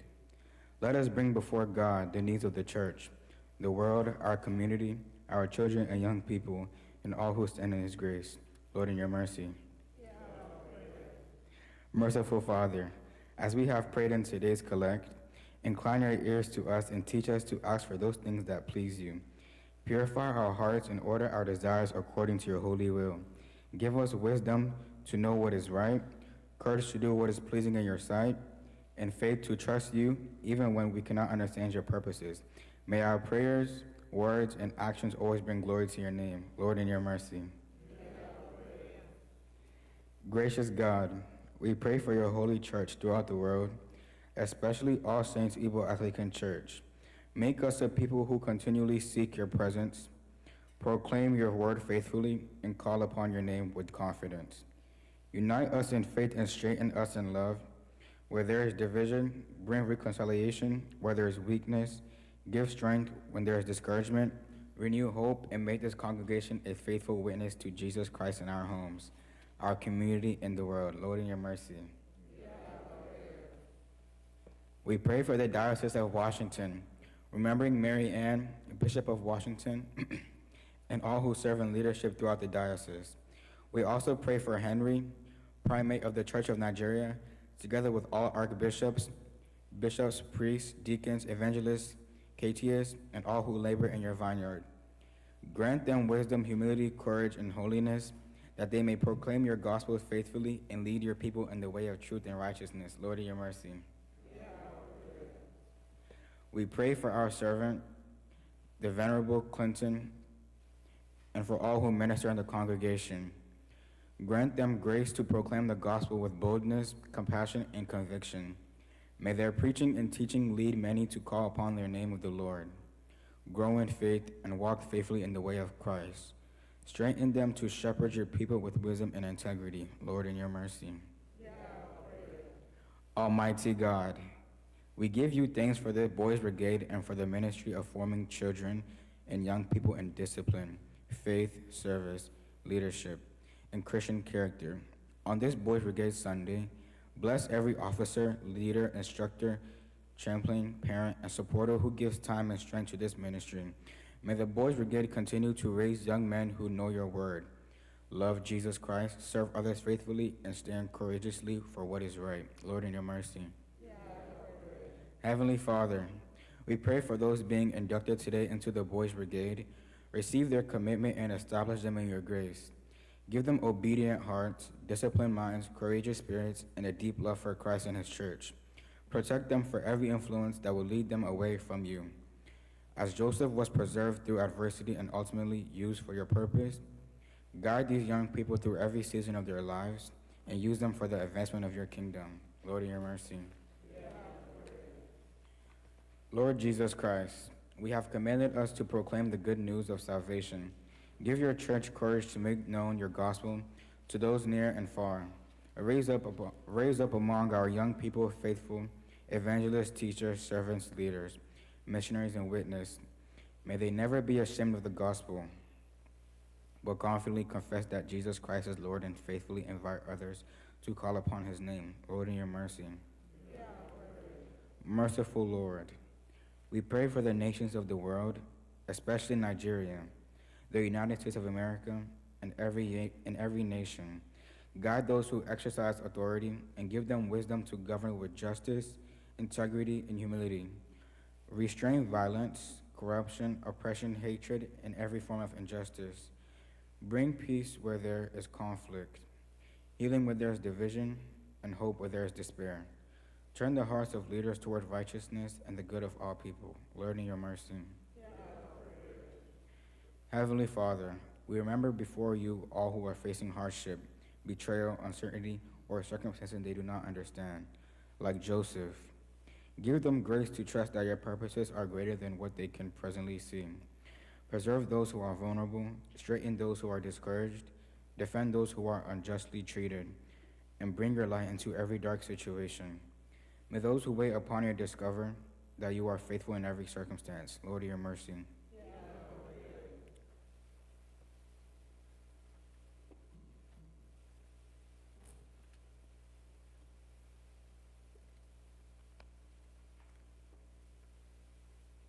Compassionate Father, we pray for all who suffer in body, mind, or spirit. We remember those who are sick, recovering from illness or surgery, living with chronic pain, burdened by anxiety, grieving the loss of loved ones, or struggling with loneliness and discouragement. Stretch forth your healing hand upon them. Give strength to the weak, comfort to the sorrowful, peace to the troubled, and hope to those who feel forgotten. May they know that you hear the prayers of your humble servants and that your grace is sufficient for every need. Lord, in your mercy. Loving Father, we pray for our children and young people. Guard them in a world filled with many voices and influences. Give them discernment to recognize truth, courage to reject what is harmful, and wisdom to choose what is good. May their heart be rooted in your word and their lives directed by your Holy Spirit. Raise up among them a generation of faithful Christians who will serve your church, strengthen your families, bless your communities, and proclaim Christ wherever they go. Lord, in your mercy. Gracious God, we pray for parents, guardians, teachers, mentors, and all who have responsibility for the formation of children and young people. Give them patience, wisdom, firmness, compassion, and godly example. Help them to nurture the faith of the next generation, not merely with the words, but by lives that demonstrate love for Christ, faithfulness in service, integrity in character, and devotion to your church. Lord, in your mercy. Remember those who are hungry, poor, unemployed, homeless, displaced, refugees, widows, and orphans, and all who struggle to meet their daily needs. Teach us not to merely to pray for their needs, but to demonstrate instruments of your mercy. Open our hearts to generosity and our hands to service. Give wisdom and compassion to those who serve the vulnerable, and enable your church to bring practical help, dignity, hope, and the love of Christ to those in need. Lord, in your mercy. We give you thanks for those celebrating birthdays, weddings, and anniversaries. Continue to establish them in your love, increase them in faith, strengthen them by your Holy Spirit, and fill their homes with peace, joy, and thanksgiving. May their lives continue to bear lasting fruit for your glory, and may their households remain steadfast in your service. Lord, in your mercy. God of all comfort, we remember those who mourn and those who have departed this life in the faith of Christ. Surround those who grieve with your loving presence and strengthen them with the sure hope of the resurrection. Grant eternal rest to those who have died in Christ, and let light perpetual shine upon them. Keep us faithful until that day when Christ gathers his people into his everlasting kingdom. Lord, in your mercy. Almighty and merciful God, you have promised to hear the prayers of our humble servants. Teach us to seek you with all our hearts and to desire only those things that please you. Give us faith to trust your purposes, courage to proclaim your gospel, grace to serve faithfully, and wisdom to walk in your ways. Bless your church, strengthen our young people, guide the Boys Brigade, and establish all who are called to serve you. May we continually seek the Lord, call upon his name, and declare his works among the nations. Through Jesus Christ our Lord, who lives and reigns with you and the Holy Spirit, one God, now and forever. Amen.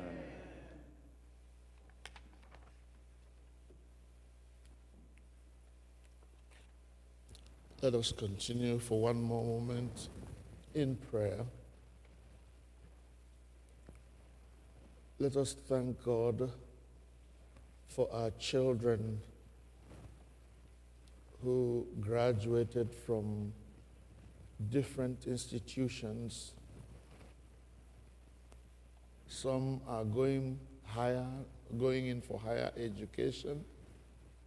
Some are going into the workforce to begin a career in the marketplace. We pray that in the name of Jesus, these our sons and daughters will succeed in whatever it is they are pursuing. That those who are returning to school for higher degrees or going into college for the first time or transferring from one institution to another, whose situations will change as the school year begins. Father, we pray that you will go with them every step of the way, answering their questions, resolving the challenges that they will face, so that they will make a good success of whatever they are doing. We pray it through Jesus Christ our Lord. Today we remember our sister Dora Maduka, who has just lost her father. We pray that God will comfort her and all her siblings, but even especially their mother. Even in this time of death, we thank God for Pa Felix Maduka, who about 18 years ago, when she came to the United States, was diagnosed with an ailment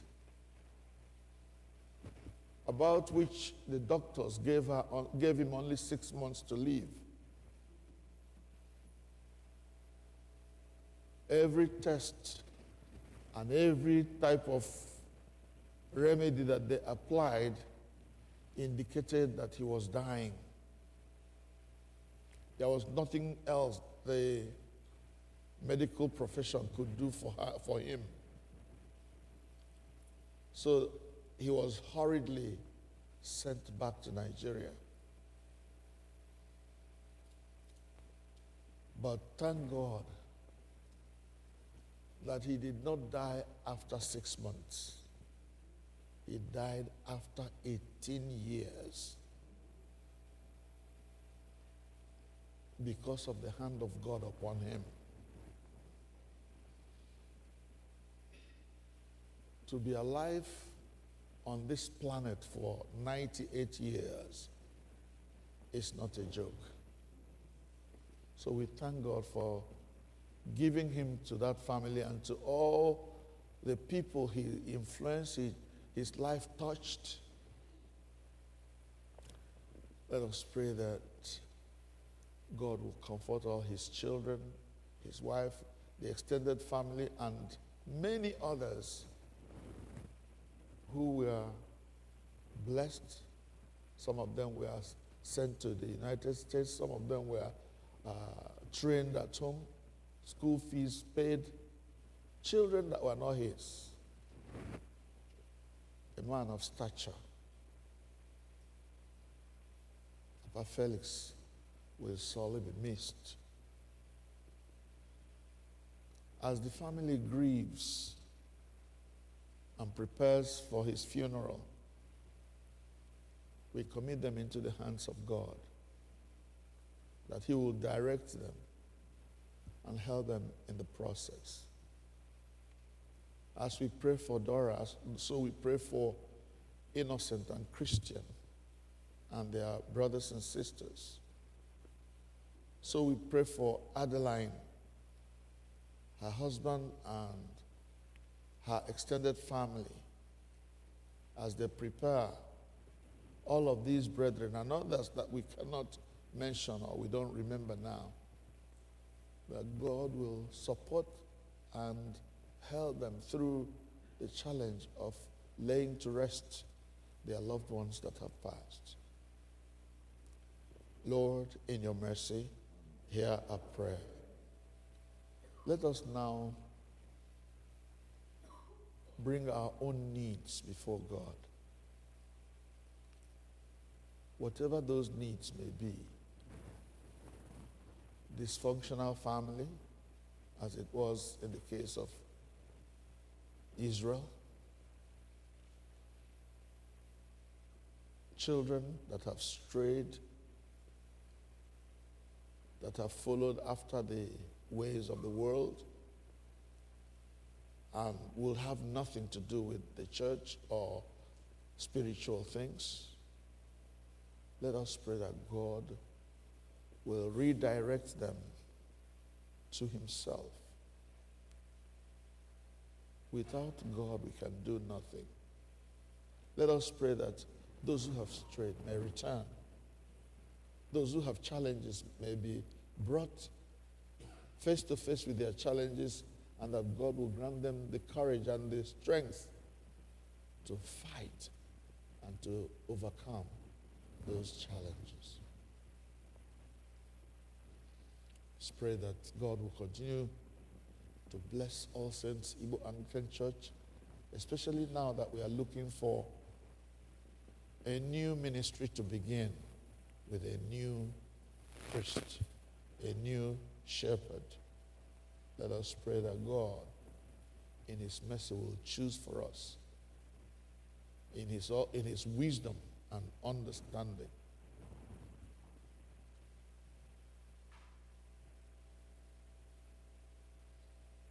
Let us pray for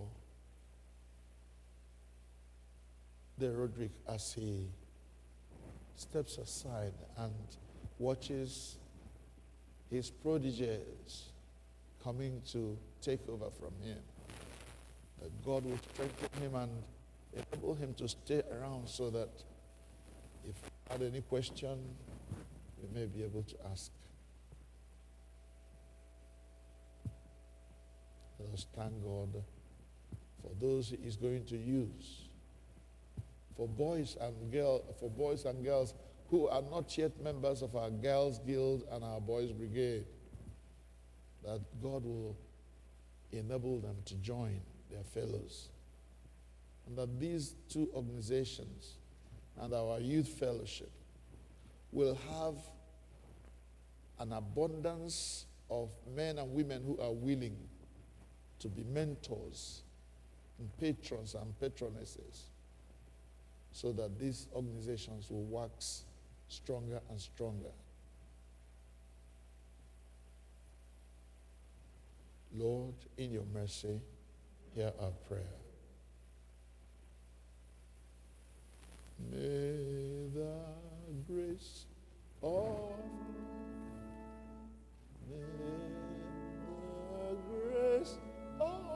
Christ the Savior and the Father's boundless love with the Holy Spirit's favor rest upon us from above.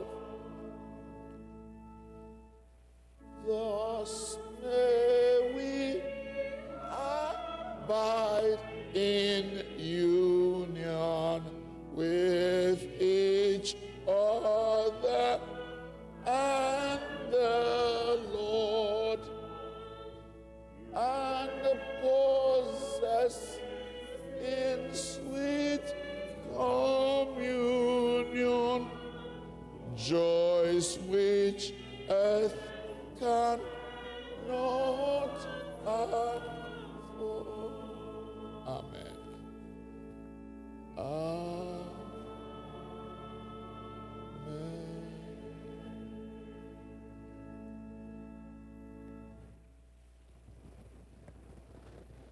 Kelenu Chineke n'ihi na ọ dị mma, n'ihi na ruo ebighị ebi ka ebere ya dị. Let us stand and greet one another as we sing this song. Kelenu Chineke n'ihi na ọ dị mma, n'ihi na ruo ebighị ebi ka ebere ya. Kelenu Chineke n'ihi na ọ dị mma, n'ihi na ruo ebighị ebi ka ebere ya. Kelenu Chineke n'ihi na ọ dị mma, n'ihi na ruo ebighị ebi ka ebere ya dị. Hallelujah. Kelenu Jehovah n'ihi na ọ dị mma. Hallelujah. You may be seated now. Please sit, everybody.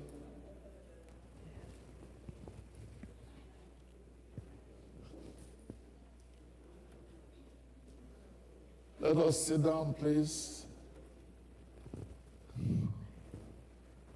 If you are a young man and you are less than 25 years or 30 years, you are not yet married, or even if you are married for that matter, because Chukuma is here and Chalk is over there, and you are not a member of Boys Brigade, I won't embarrass you by asking you to stand. But I plead with you to come and join this organization. You see, what I know about Boys Scout and Boys Brigade and choir and acolytes and altar guild, those who serve God, there is no age limit. You don't outgrow it. I served in a church once where a member of the choir was 90 years old. 90 and going strong. If God has given you that power, that strength, that longevity, use it to serve God. Amen? Amen. Don't say, oh, I have outgrown this one. Then Roderick is more than 80 years old. That man you are looking at there. He's been a member of the choir. He was one of the foundation members of the choir. Until now, he's still choiring. Hallelujah. Please, let us engage ourselves in the service of God. There is nothing sweeter to me, nothing more fulfilling than serving God. And that songwriter was right. It pays to serve Jesus. I speak from my heart. I mean it. So if you're not engaged in any of the arms of the church's ministries, please find one and join. Look at them. Even the women, how beautifully they are dressed. Ready for action. Ready to move. After service now, they are going to somewhere else to represent our church. Or they came from there. Since yesterday, I mean. Since Friday, right? There you go. Our boys' brigade needs boosting. I thank God for the Girls Guild. Those ones are really doing well. But this guy here, Chukuma, Chok, and the one who preached to us, they're doing a great job of helping these younger ones. Let the young ones come forth. Let the other men come and become mentors. God will bless our church. Amen. As I said during the prayers, I have the permission of Dora Maduka to announce to you about her father's death. Please, if you have her number or you need it, find it and call her and give her your condolences. We will wait to hear more about what they are going to do about their father. I called the senior warden to give us the announcements before the boys take over and collect the offerings. Thank you.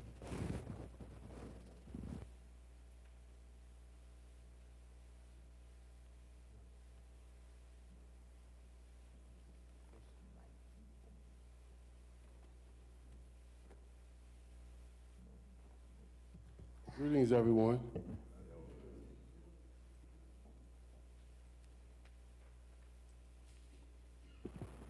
Good afternoon. My money to all of you. Congratulations to the Boys Brigade on your induction today and dedication today as well. Wonderful performance you guys did for us. Welcome those joining us in person and those joining us virtually. We made an announcement before about a Toyota Camry. It's a silver Toyota Corolla. It's a silver Toyota Corolla. The lights are still blinking. You may need a jump start by the time church is over. So if you know you have a silver Corolla, go and address it because it's still blinking since this morning, right here in the church parking lot.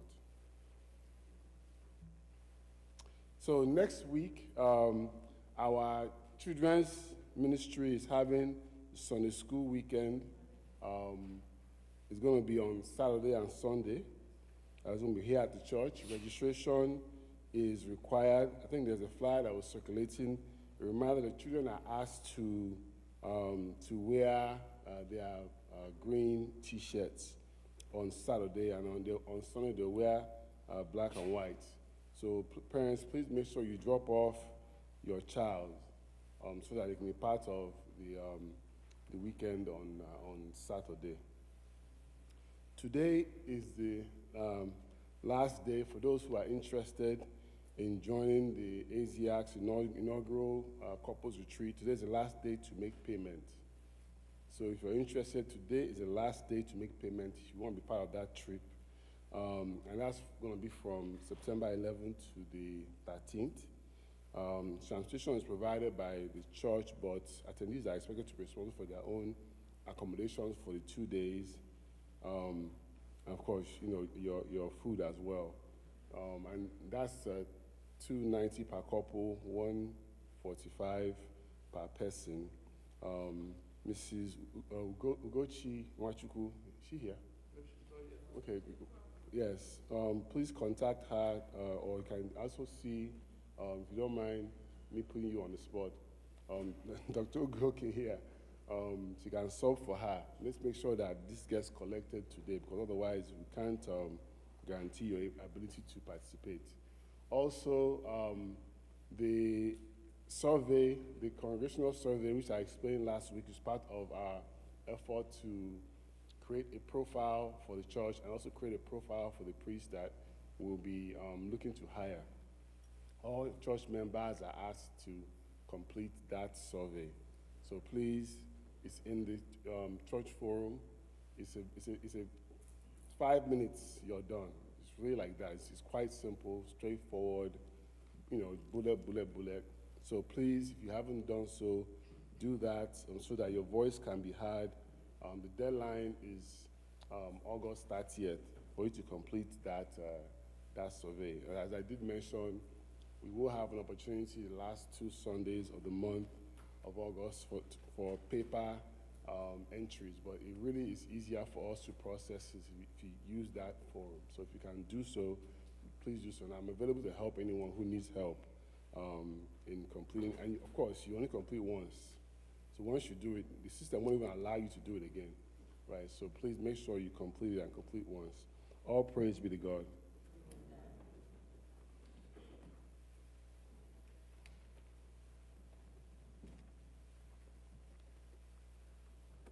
Ugbu a anyị ga-anaka ihe onyinye anyị site n'ịbụ abụ nọ na page 18 of our program, AM 533.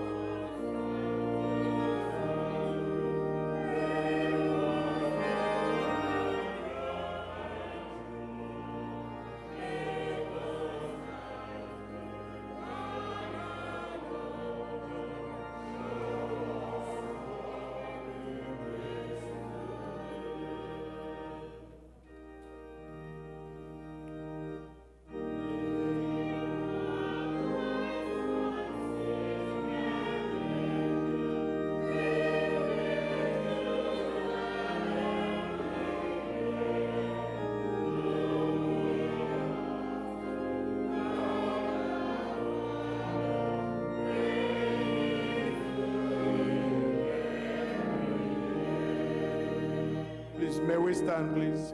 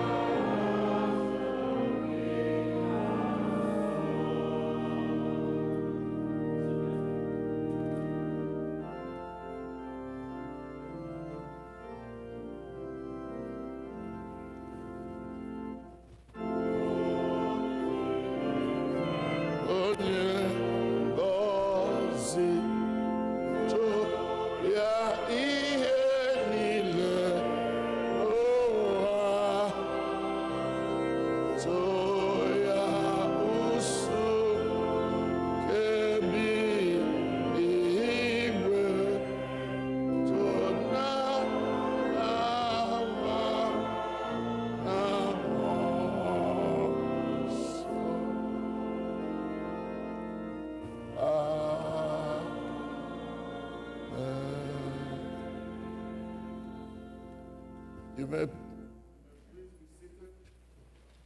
The Boys Brigade will now come and present themselves before God and present the one who is joining their ranks at this occasion. Boys Brigade, please.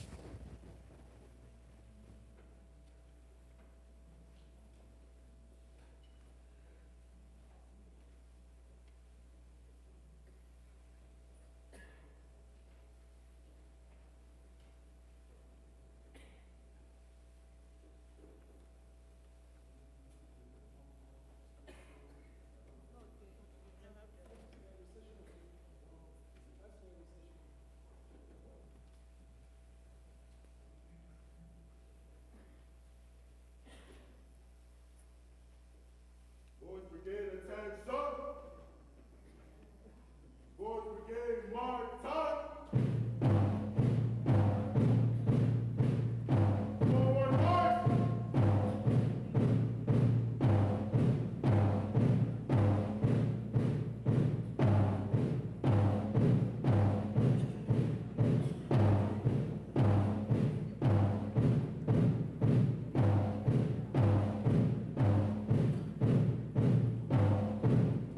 Mark time!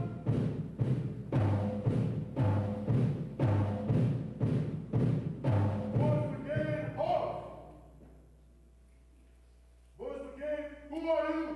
We are the Boys Brigade of All Saints Igbo Anglican Church. What do you represent? We represent Christ on earth in service to humanity. What do you promote? We promote discipline and self-respect. And you say? So help me God. I can hear you! So help me God! Boys Brigade, I need you. Boys Brigade, forward!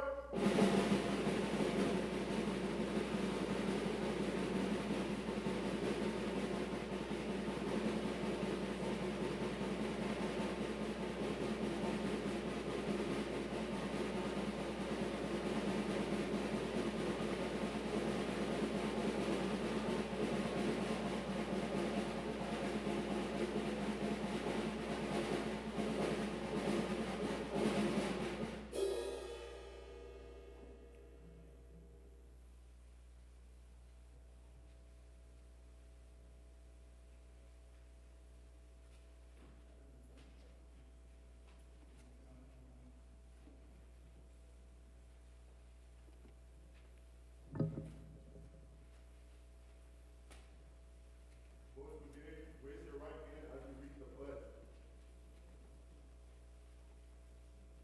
Bless, O God.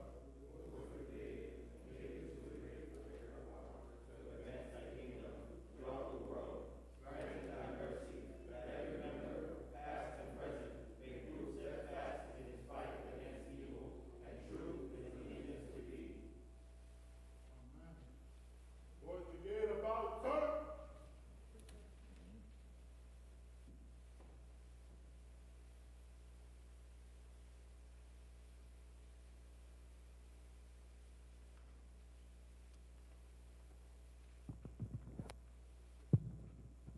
Good afternoon, church. Our history. The Boys Brigade was established and introduced at Free Church Mission Hall in Glasgow, Scotland. The purpose of the Boys Brigade was to promote the advancement of Christ's kingdom among boys and the encouragement and the habits of obedience, reverence, discipline, and self-respect. That being in the case, the Girls Guild and Boys Brigade became a fellowship among all unmarried men, boys, and girls in the Anglican communion. The overall objective of the Boys Brigade, we go by our motto, sure and steadfast. We have this hope, a sure and steadfast anchor of the soul. Hebrews chapter 6, verse 19. The objectives of Boys Brigade, the advancement of Christ's kingdom among boys, and the promotion of habits of obedience, reverence, discipline, and self-respect, and all that attends towards a true Christian manliness. Our aims as a Boys Brigade is number 1, to read the Bible daily. Number 2, to obey and listen to our parents, adults, and church leaders. Number 3, to teach members the 4 pillars of life, which are educational, physical, social, and spiritual. Number 4, to teach boys that the truth of the world is passed on in the Bible. Number 5, to groom boys into men of Christ. Number 6, to help boys become followers of the Lord Jesus Christ and find true enrichment in life throughout self-control, reverence, and a sense of responsibility. Membership is available for all baptized boys of the Anglican Church.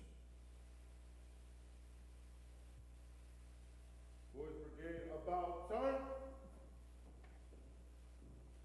New members, take a step back. Old members, take a step back. New members, take a step forward.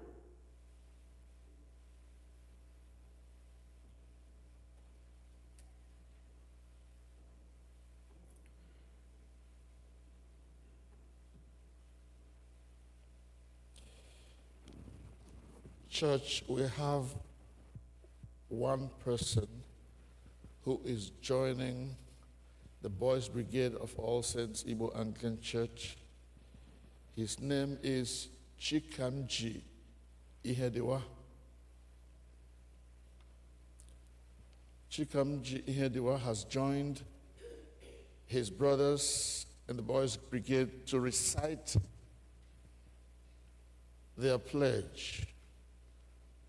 He has learned and listened to their aims and objectives and has willingly chosen to be part of this great army, this great detachment of God's army.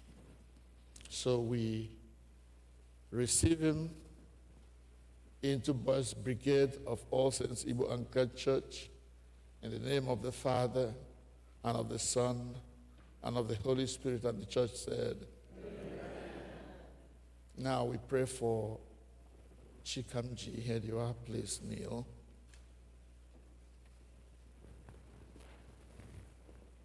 Oh God, our Heavenly Father, we thank you for bringing to us this young man who, after reading and learning about all that he can understand about Boys Brigade, has willingly chosen to be part of it.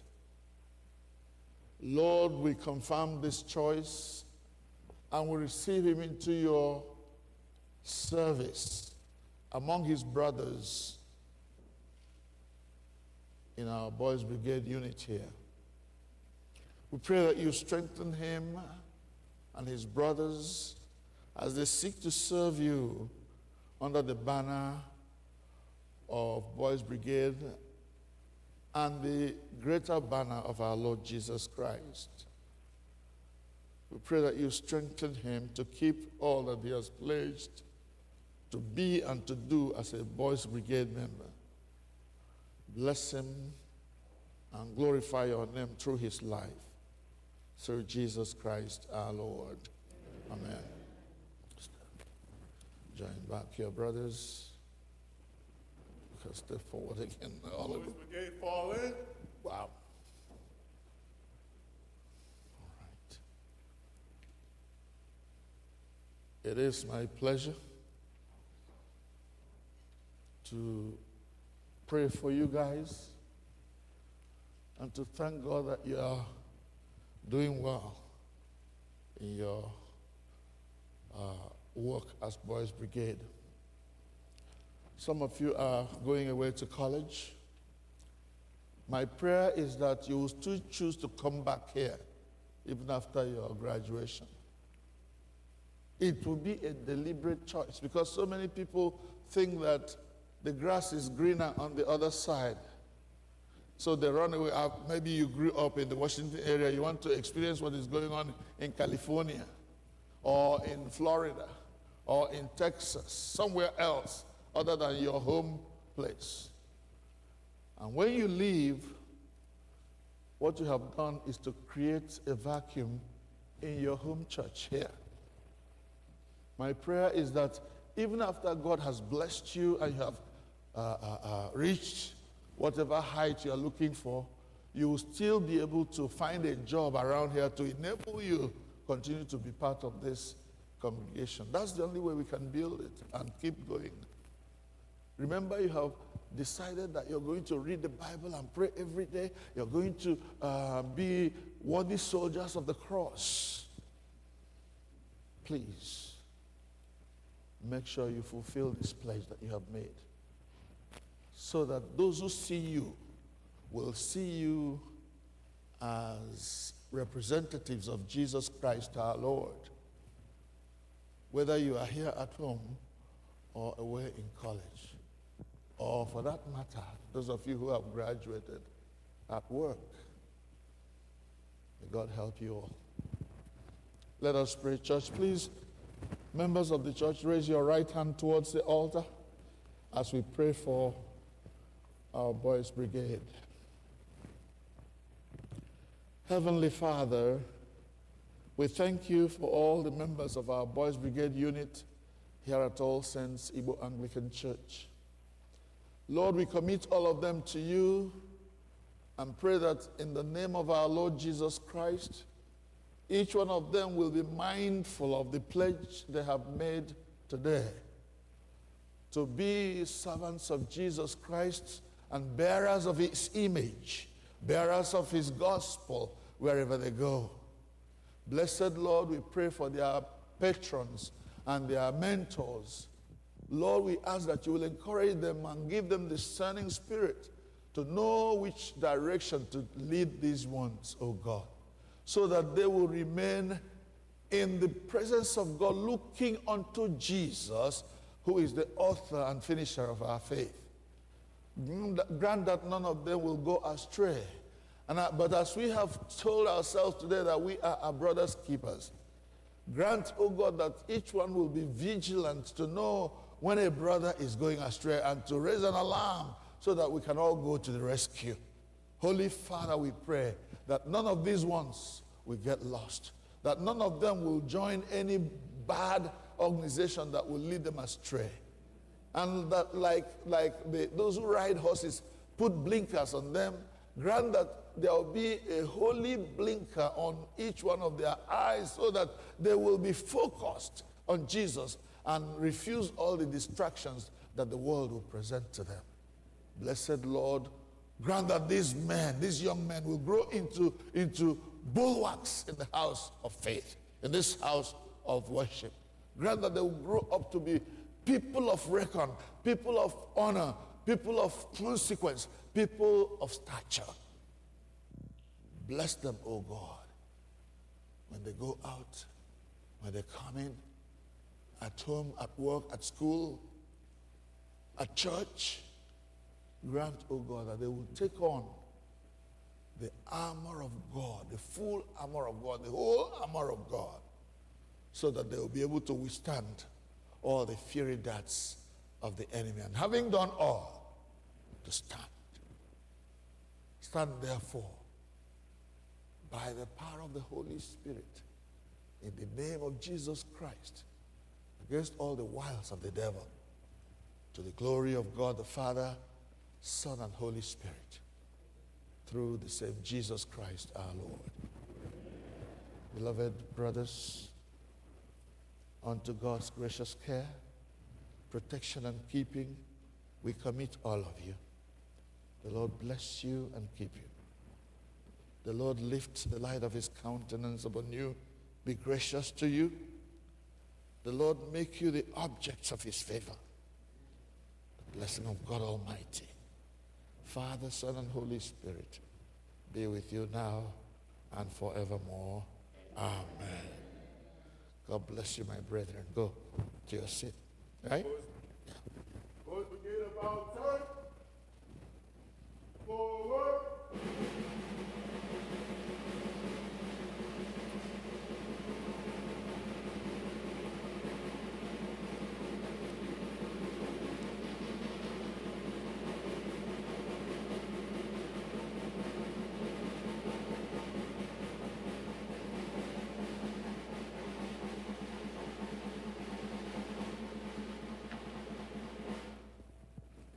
Thank you.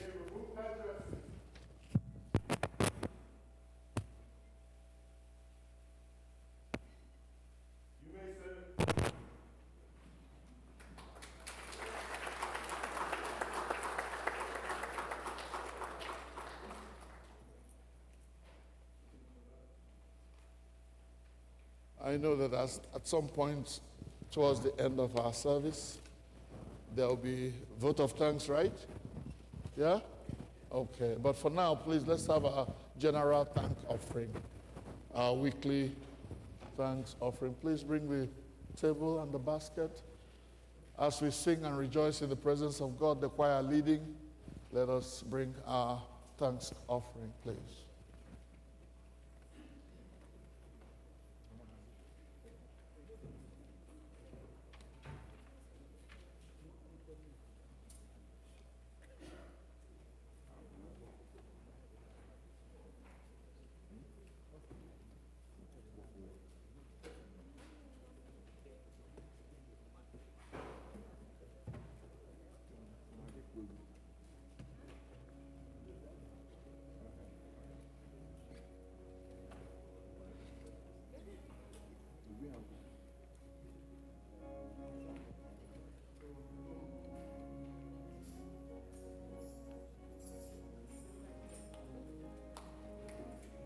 Ịmara na Jizọs bụ eze mee ya, onye ọma ịmara na Jizọs bụ eze ka anyị mee ya, onye ukwu.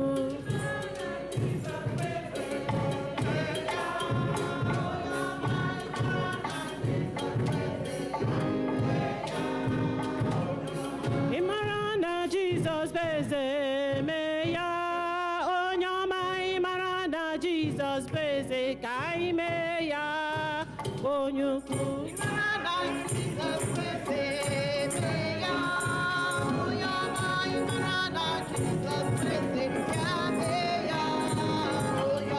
Ịmara na Jizọs bụ eze mee ya, onye ọma ịmara na Jizọs bụ eze ka anyị mee ya, onye ukwu.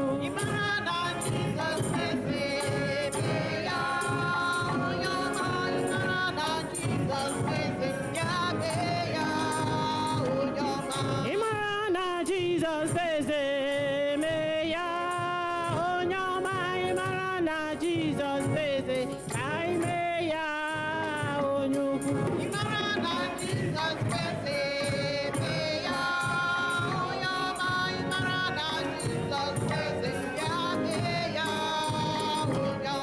Ịmara na Jizọs bụ eze mee ya, onye ọma ịmara na Jizọs bụ eze ka anyị mee ya, onye ukwu.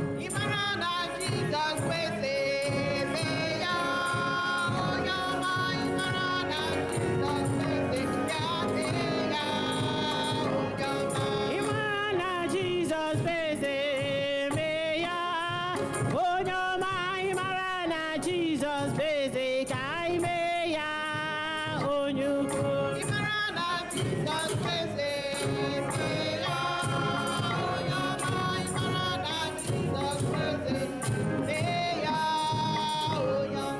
Mee ya, onye ọma mee ya, onye ọma.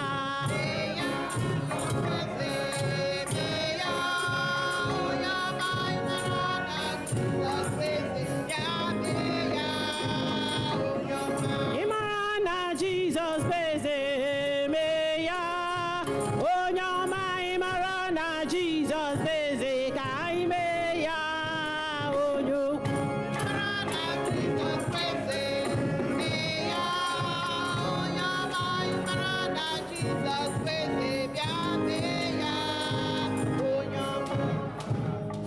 Aga m asọpụrụ Jehova mgbe niile, mgbe niile ka otuto ya ga-adị n'ọnụ m.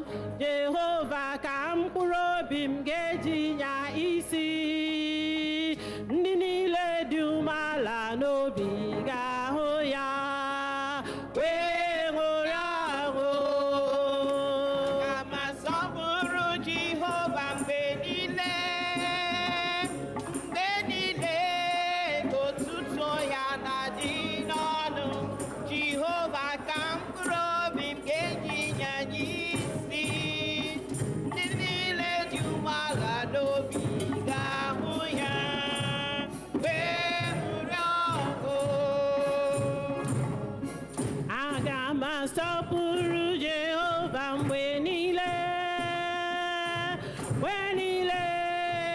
otuto ya ga-adị n'ọnụ Jehova ka mkpụrụ obi m ga-eji nya isi ndị niile dị umeala n'obi ga-ahụ ya wee ṅụrịa ọṅụ.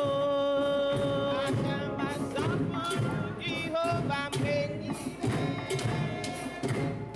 niile otuto ya ga-adị n'ọnụ Jehova ka mkpụrụ obi m ga-eji ya isi ndị niile dị umeala n'obi ga-ahụ ya wee ṅụrịa ọṅụ.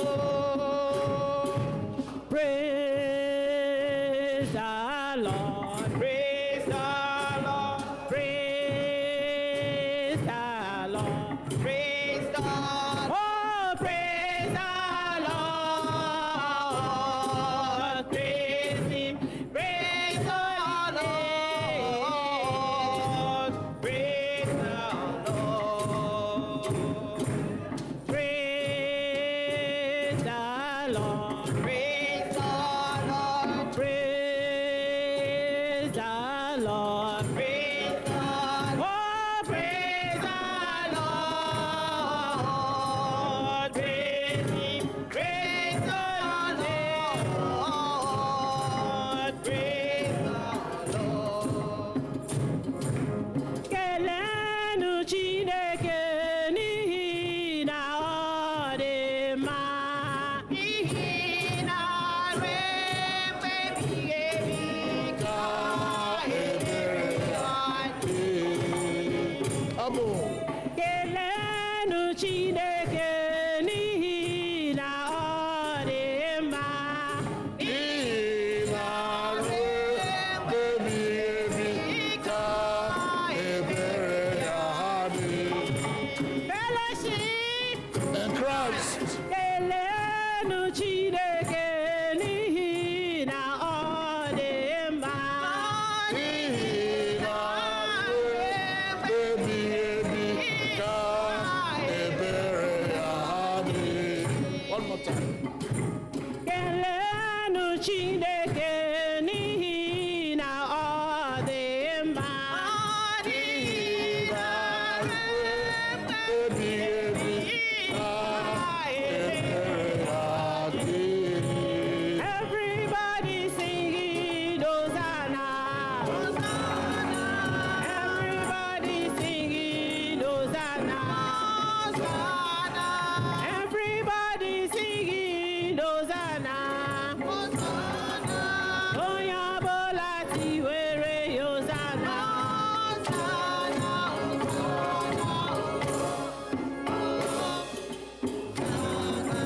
onye ọbụla tiwere ya Hosanna, onye ọbụla tikwere ya Hosanna,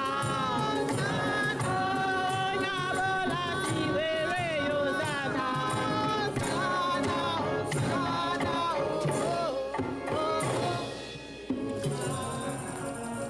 Hallelujah. Hallelujah. I don't think anybody told me anything about any Thanksgiving or anything. So we have our closing prayer now. All right. Let us pray. Oh, the vote of thanks. That's why I said I was forgetting something. Yeah, let's do it.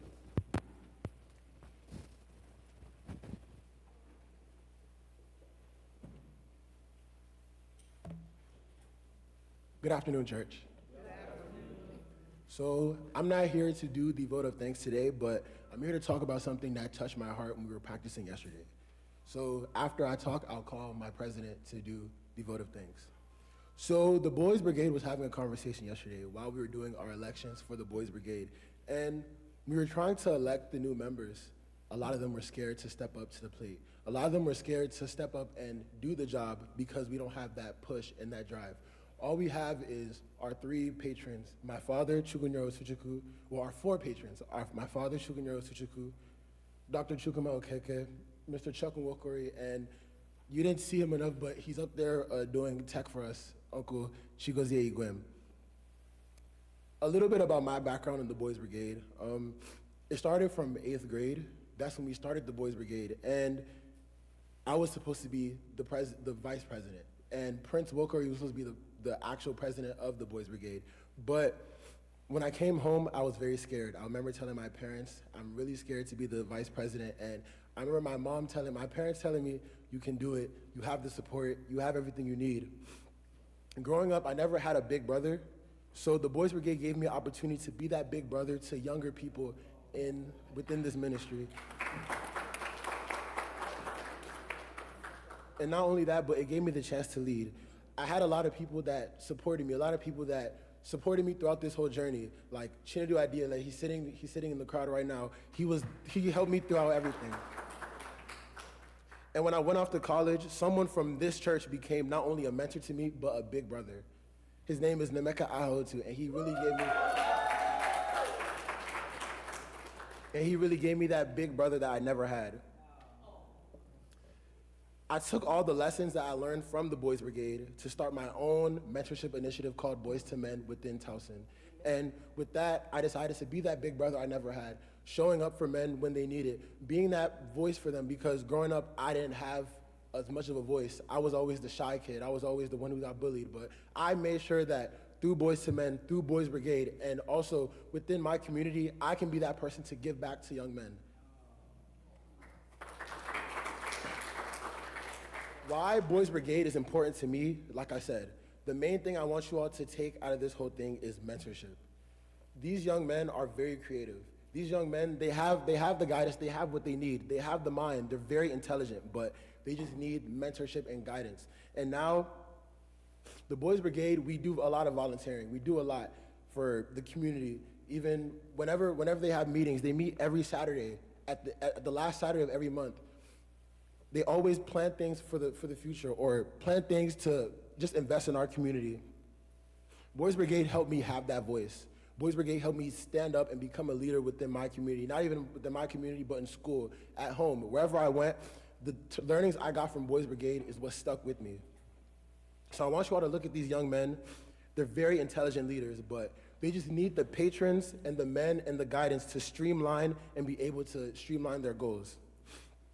Some of you in the crowd think, some of you in the congregation think, you're telling yourselves you're not qualified, that you don't have the time, that you let us down. But right here, I speak for me, the Boys Brigade, our patrons. We are not asking for the perfect man. We are not asking for the perfect person. We're just asking for someone who can pick up the phone when we need them. We're just asking for someone to just be there and guide us while we're walking forward. Something that touched my heart while I was writing this is 2 Timothy chapter 2, verse 2. You have heard me teach things that have been confirmed by many reliable witnesses. Now teach these truths to other trustworthy people who will be able to pass them on to others. So I say this because the teachings that I'm a perfect example of that. The teaching that I learned from the Boys Brigade, I was able to pass it down to others. I was able to pass it down to other young men who needed it. And whether I liked it or not, people thought that I was doing it for the fun of it, but no. I was doing it because growing up, I needed that. So since I needed that, I decided to bring it down to others. And as I go back to college, this organization has to run without me, Chinedum, Obi, Mortaya. We're all going to college. And that's exactly what I'm asking. I want every man who is touched by not only what I'm saying, but who wants to be a part of the progression of this ministry to join. If you were touched by this service today, please join the Boys Brigade. Whether you are a man, whether you're a man, whether you have young men within your community that you think would benefit from this, whether you have a son, or whether you are a man in general that wants to be a part of the patron group of the Boys Brigade. Be not only a patron, but someone who's present and a resource to these young men.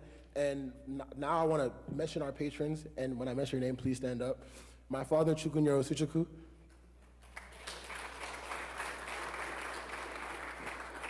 And please stay standing. Mr. Chuck Nwokori.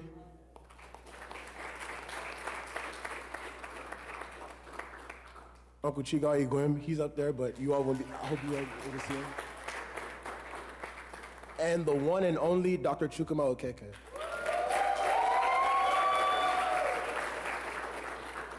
These patrons are one of a kind. They show up for us every day. Those pillars that you saw here, they were able to do that in a week. They brought the boxes, they printed out the paper, and all of us were there working. They were leading the charge. And this is what we mean by coming closer to the Boys Brigade.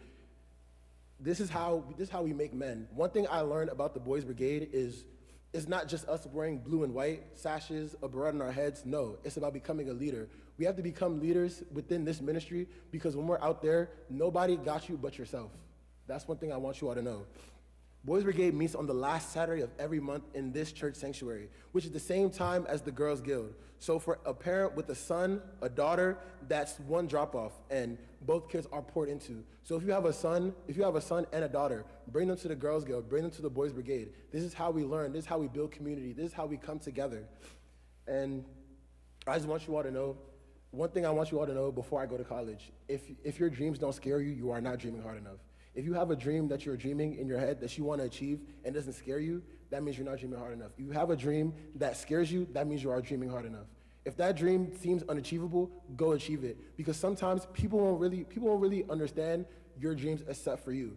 Sometimes people don't envision what you want to envision except it's for you. You have that mindset that you want to achieve something, go for it. Because you are the only person. You are a villain to yourself if you don't go for it. Thank you.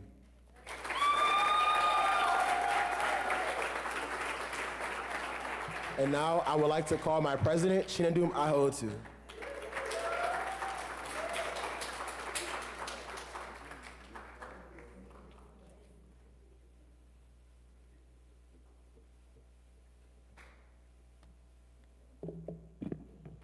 Good evening, church. Well, afternoon, sorry. I'm a little nervous. Thank you. First of all, I would like to give a special thanks to our patrons. Thank you. Appreciate it. First of all, I would like to give a special thanks to our patrons and supporters. Without them, this wouldn't have happened. I wouldn't be the man who I became without Dr. Chukwuma, and also our senior warden, Dr. Kelechi Gwim, Mr. Chuck Nwokori, Mr. Chukwumere Osochukwu. I really appreciate all of you. I would like to, as you may know, I'll be attending University of Maryland, Baltimore County, studying mechanical engineering.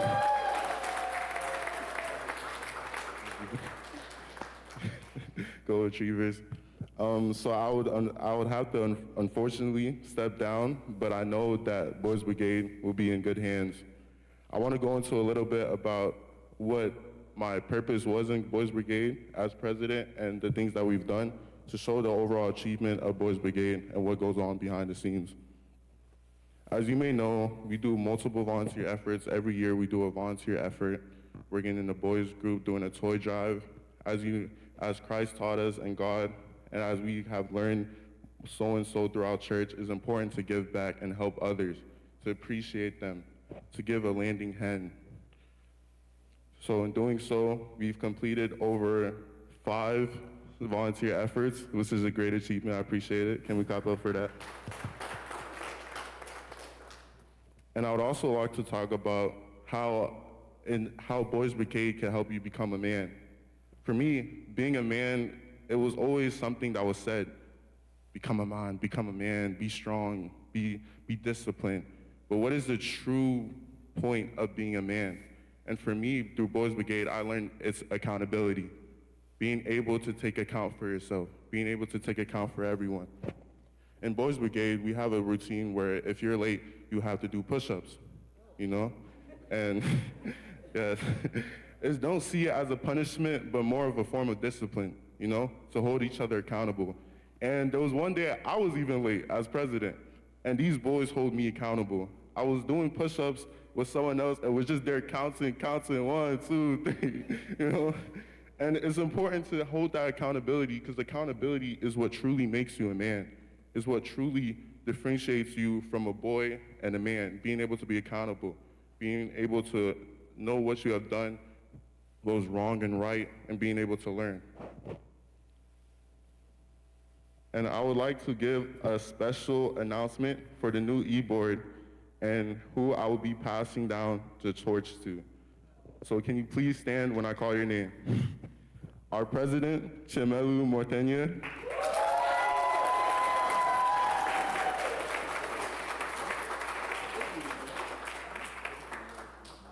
our vice president, Ebuka Ahagotu,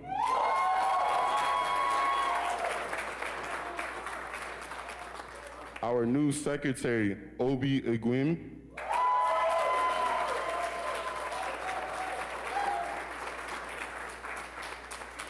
last but not least, our treasurer, Chimobi Awabu.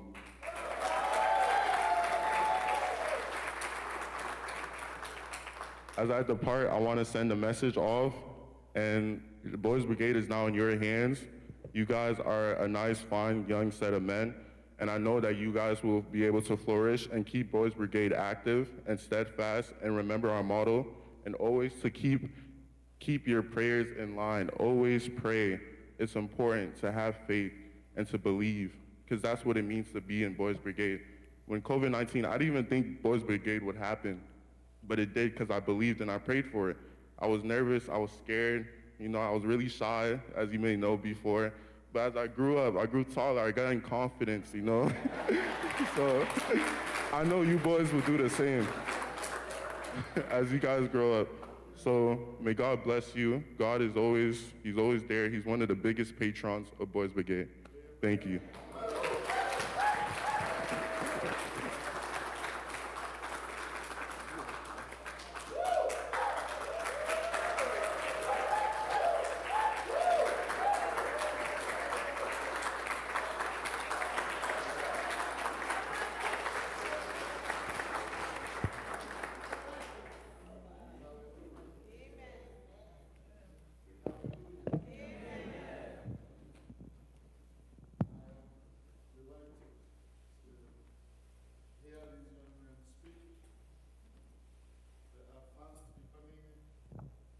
Man. That's because not only do they have the touch of God upon their lives, but they also have mentors. Those who are Boys Brigade members, please don't feel that you have graduated. As I said earlier, there is no graduation from this. If you graduate and you are growing older, please join as a mentor like Chuck, like the four mentors that they have mentioned. We need more of you, young men, in this place. Some of you have just joined the church. This is an opportunity to find something doing in the church. It won't stop you from being an usher. It won't stop you from being anything else. Please, let's give all of them a round again. Thank you. God bless you. Bless your ministry. Amen.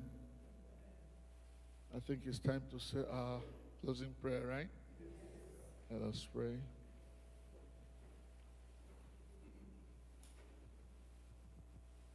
Julanyo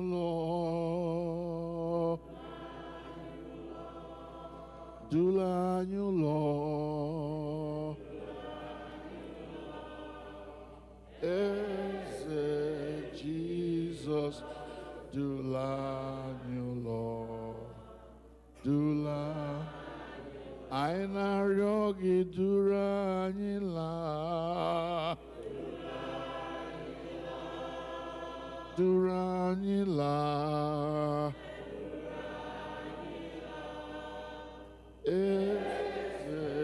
Jesus, Duranila, Duranila. Ekele niile na otuto niile, nsọpụrụ na nkwanye ugwu na ichi eze na ịbụ isi na mma mma niile dịrị gị, chi nke ndị bụ chi, onye bụ eze mgbe niile, onye nwe ndị nwe mmadụ, ike nyere ọnwụ. Nara ekele n'aha Jizọs. Ka ebulie gị elu n'aha Jizọs. N'odudu gị niile na nchebe gị niile site na mgbe anyị malitere ofufe ndụ a ruo n'ọgwụcha ya. Site n'ụmụ okorobịa ndị a Anyị chere n'ihu gị, members of our boys brigade. Father, look after them in the dangerous terrain of American society. Father, preserve them as the apple of your eyes. Oh God, let nothing evil come upon them. We declare to the kingdom of darkness, touch not my anointed. Do my prophets no harm. Father, may this prayer be answered upon each one of them in the name of Jesus. As we disperse and go our separate ways, Lord, we commit all of us into your hands in all our goings throughout this week. Going to work, preparing for school, cooking or doing family chores, whatever it is, oh God, may your hand be upon us for good in the name of Jesus. Amen. Grant that by the time we come back here next week, Sunday, we will come with thanksgiving on our lips, gratitude in our hearts, and rejoicing in your presence. Grant these our prayers and more than we can ask or think. Through Jesus Christ our Lord. Ka udo nke Chineke karịrị nghọta mmadụ, chebe obi unu na echiche uche unu na ọmụma na ịhụnanya nke Chineke na nke ọkpara ya Jizọs Kraịst bụ onye nwe anyị. Ka ngọzi nke Chineke nke pụrụ ime ihe niile, onye bụ nna na ọkpara na mmụọ nsọ dị n'etiti unu, nyekwara unu ugbu a na mgbe niile ebighị ebi. Amen.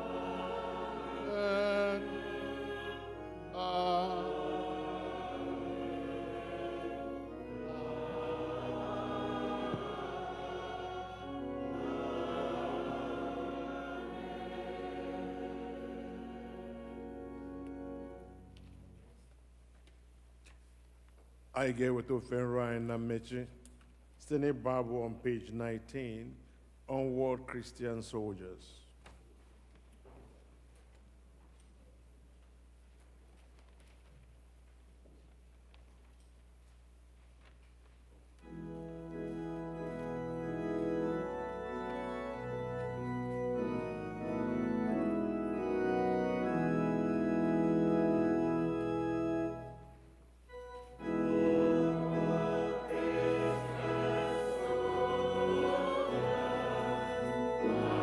Amen.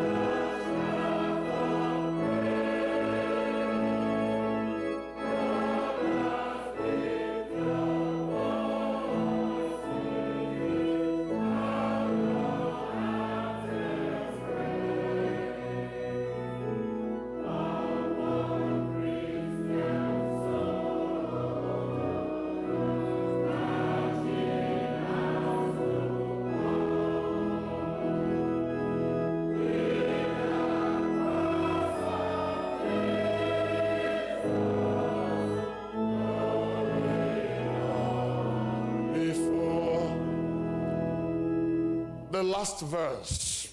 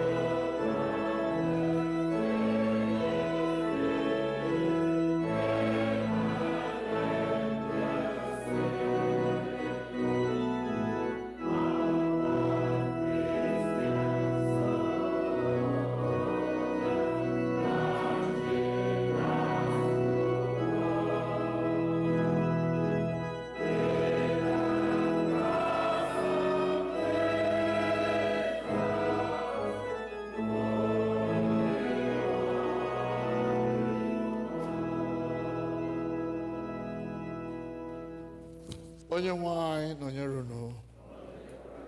Laa n'udo.